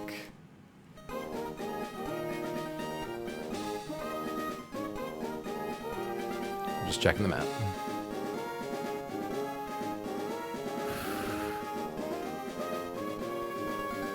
What's that? Over yonder. There should be no guys here.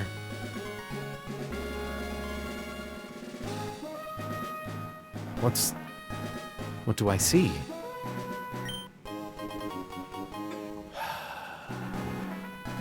Pre-veto Slowbro Night is real.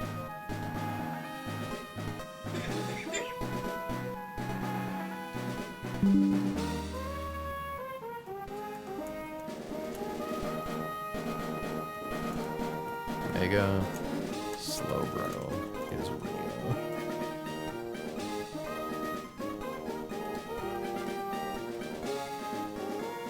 Feels fucking good.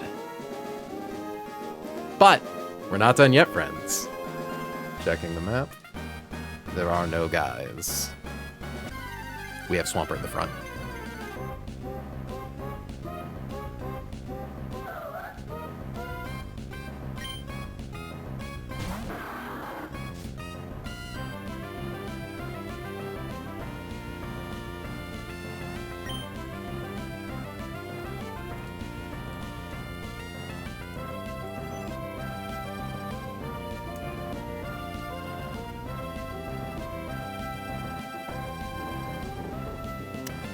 Chat, I'm gonna be so for fucking real.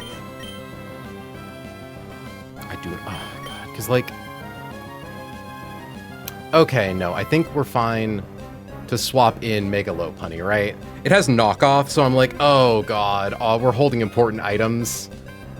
Hold on, okay, what you got, bud? Knockoff, Play Rough, Wish, Sucker Punch.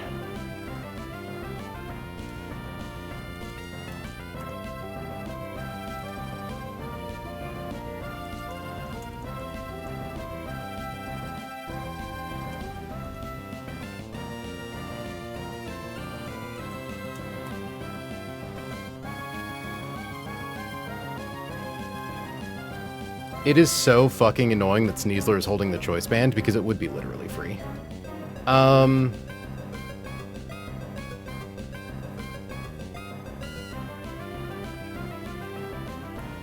Okay, I think it's safest with Corviknight.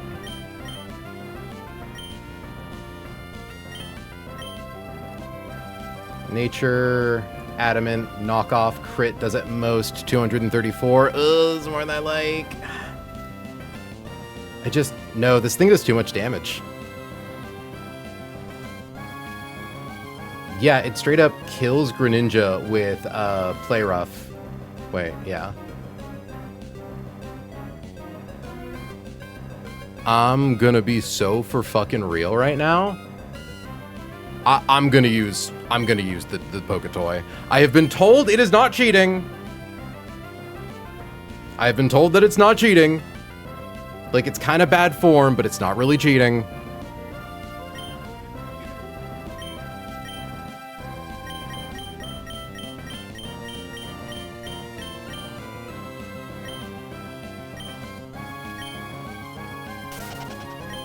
I'm sorry, chat. I'd let that be a stain on my career.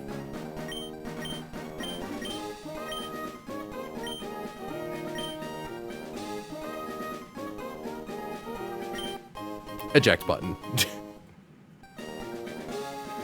Oh, hold on. We have an ad coming up. I'm going to snooze it because we're about to be finished.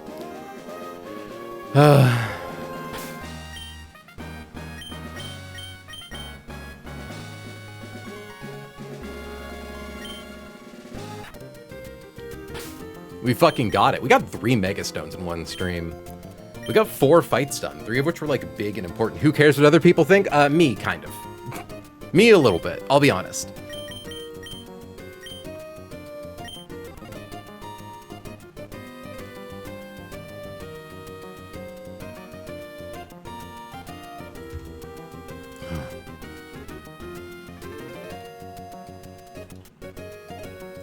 No more stalling.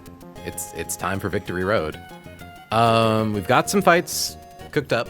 I think I've got the next, like, 3 fights cooked up, theoretically. I could raid into Cheesemo. He's got so many people right now, but he knows who I am. He recognizes my name by now. Yeah, I'm gonna raid into Cheesemo, who I think's doing a 24-hour stream right now. So I'm gonna send y'all over there. I spelled it wrong. C-H-E-E-Z. Is it that I did capitalization wrong? Must be, right? Raid. There we go. I'm gonna send y'all off to Cheesemo TV, who is currently doing 24 hours of running and bunning right now. So go send some love. He's a really cool guy from what I've seen. Next stream is not going to be run and bun, actually. We are going to be taking a short break, by which I mean the 23rd is our channel anniversary. So to celebrate, I've announced it in the Discord. Join that if you're not already there. We're going to be doing a 24-hour, or not a 24-hour stream, what the fuck? We are going to be trying to do a 100% playthrough of Paper Mario 64 on the Switch. I've never fully beaten the game before. I have a guide for 100%ing, and I've got a wife to help me figure that shit out. But yeah, it's gonna be interesting. Who knows? But that's then. This is now. Until next time, thank you all so much for joining me. I have been April. She has been May. You have all been incredible, and I will catch you all in the next one. Have a good night, folks. Sending out raid. And ending.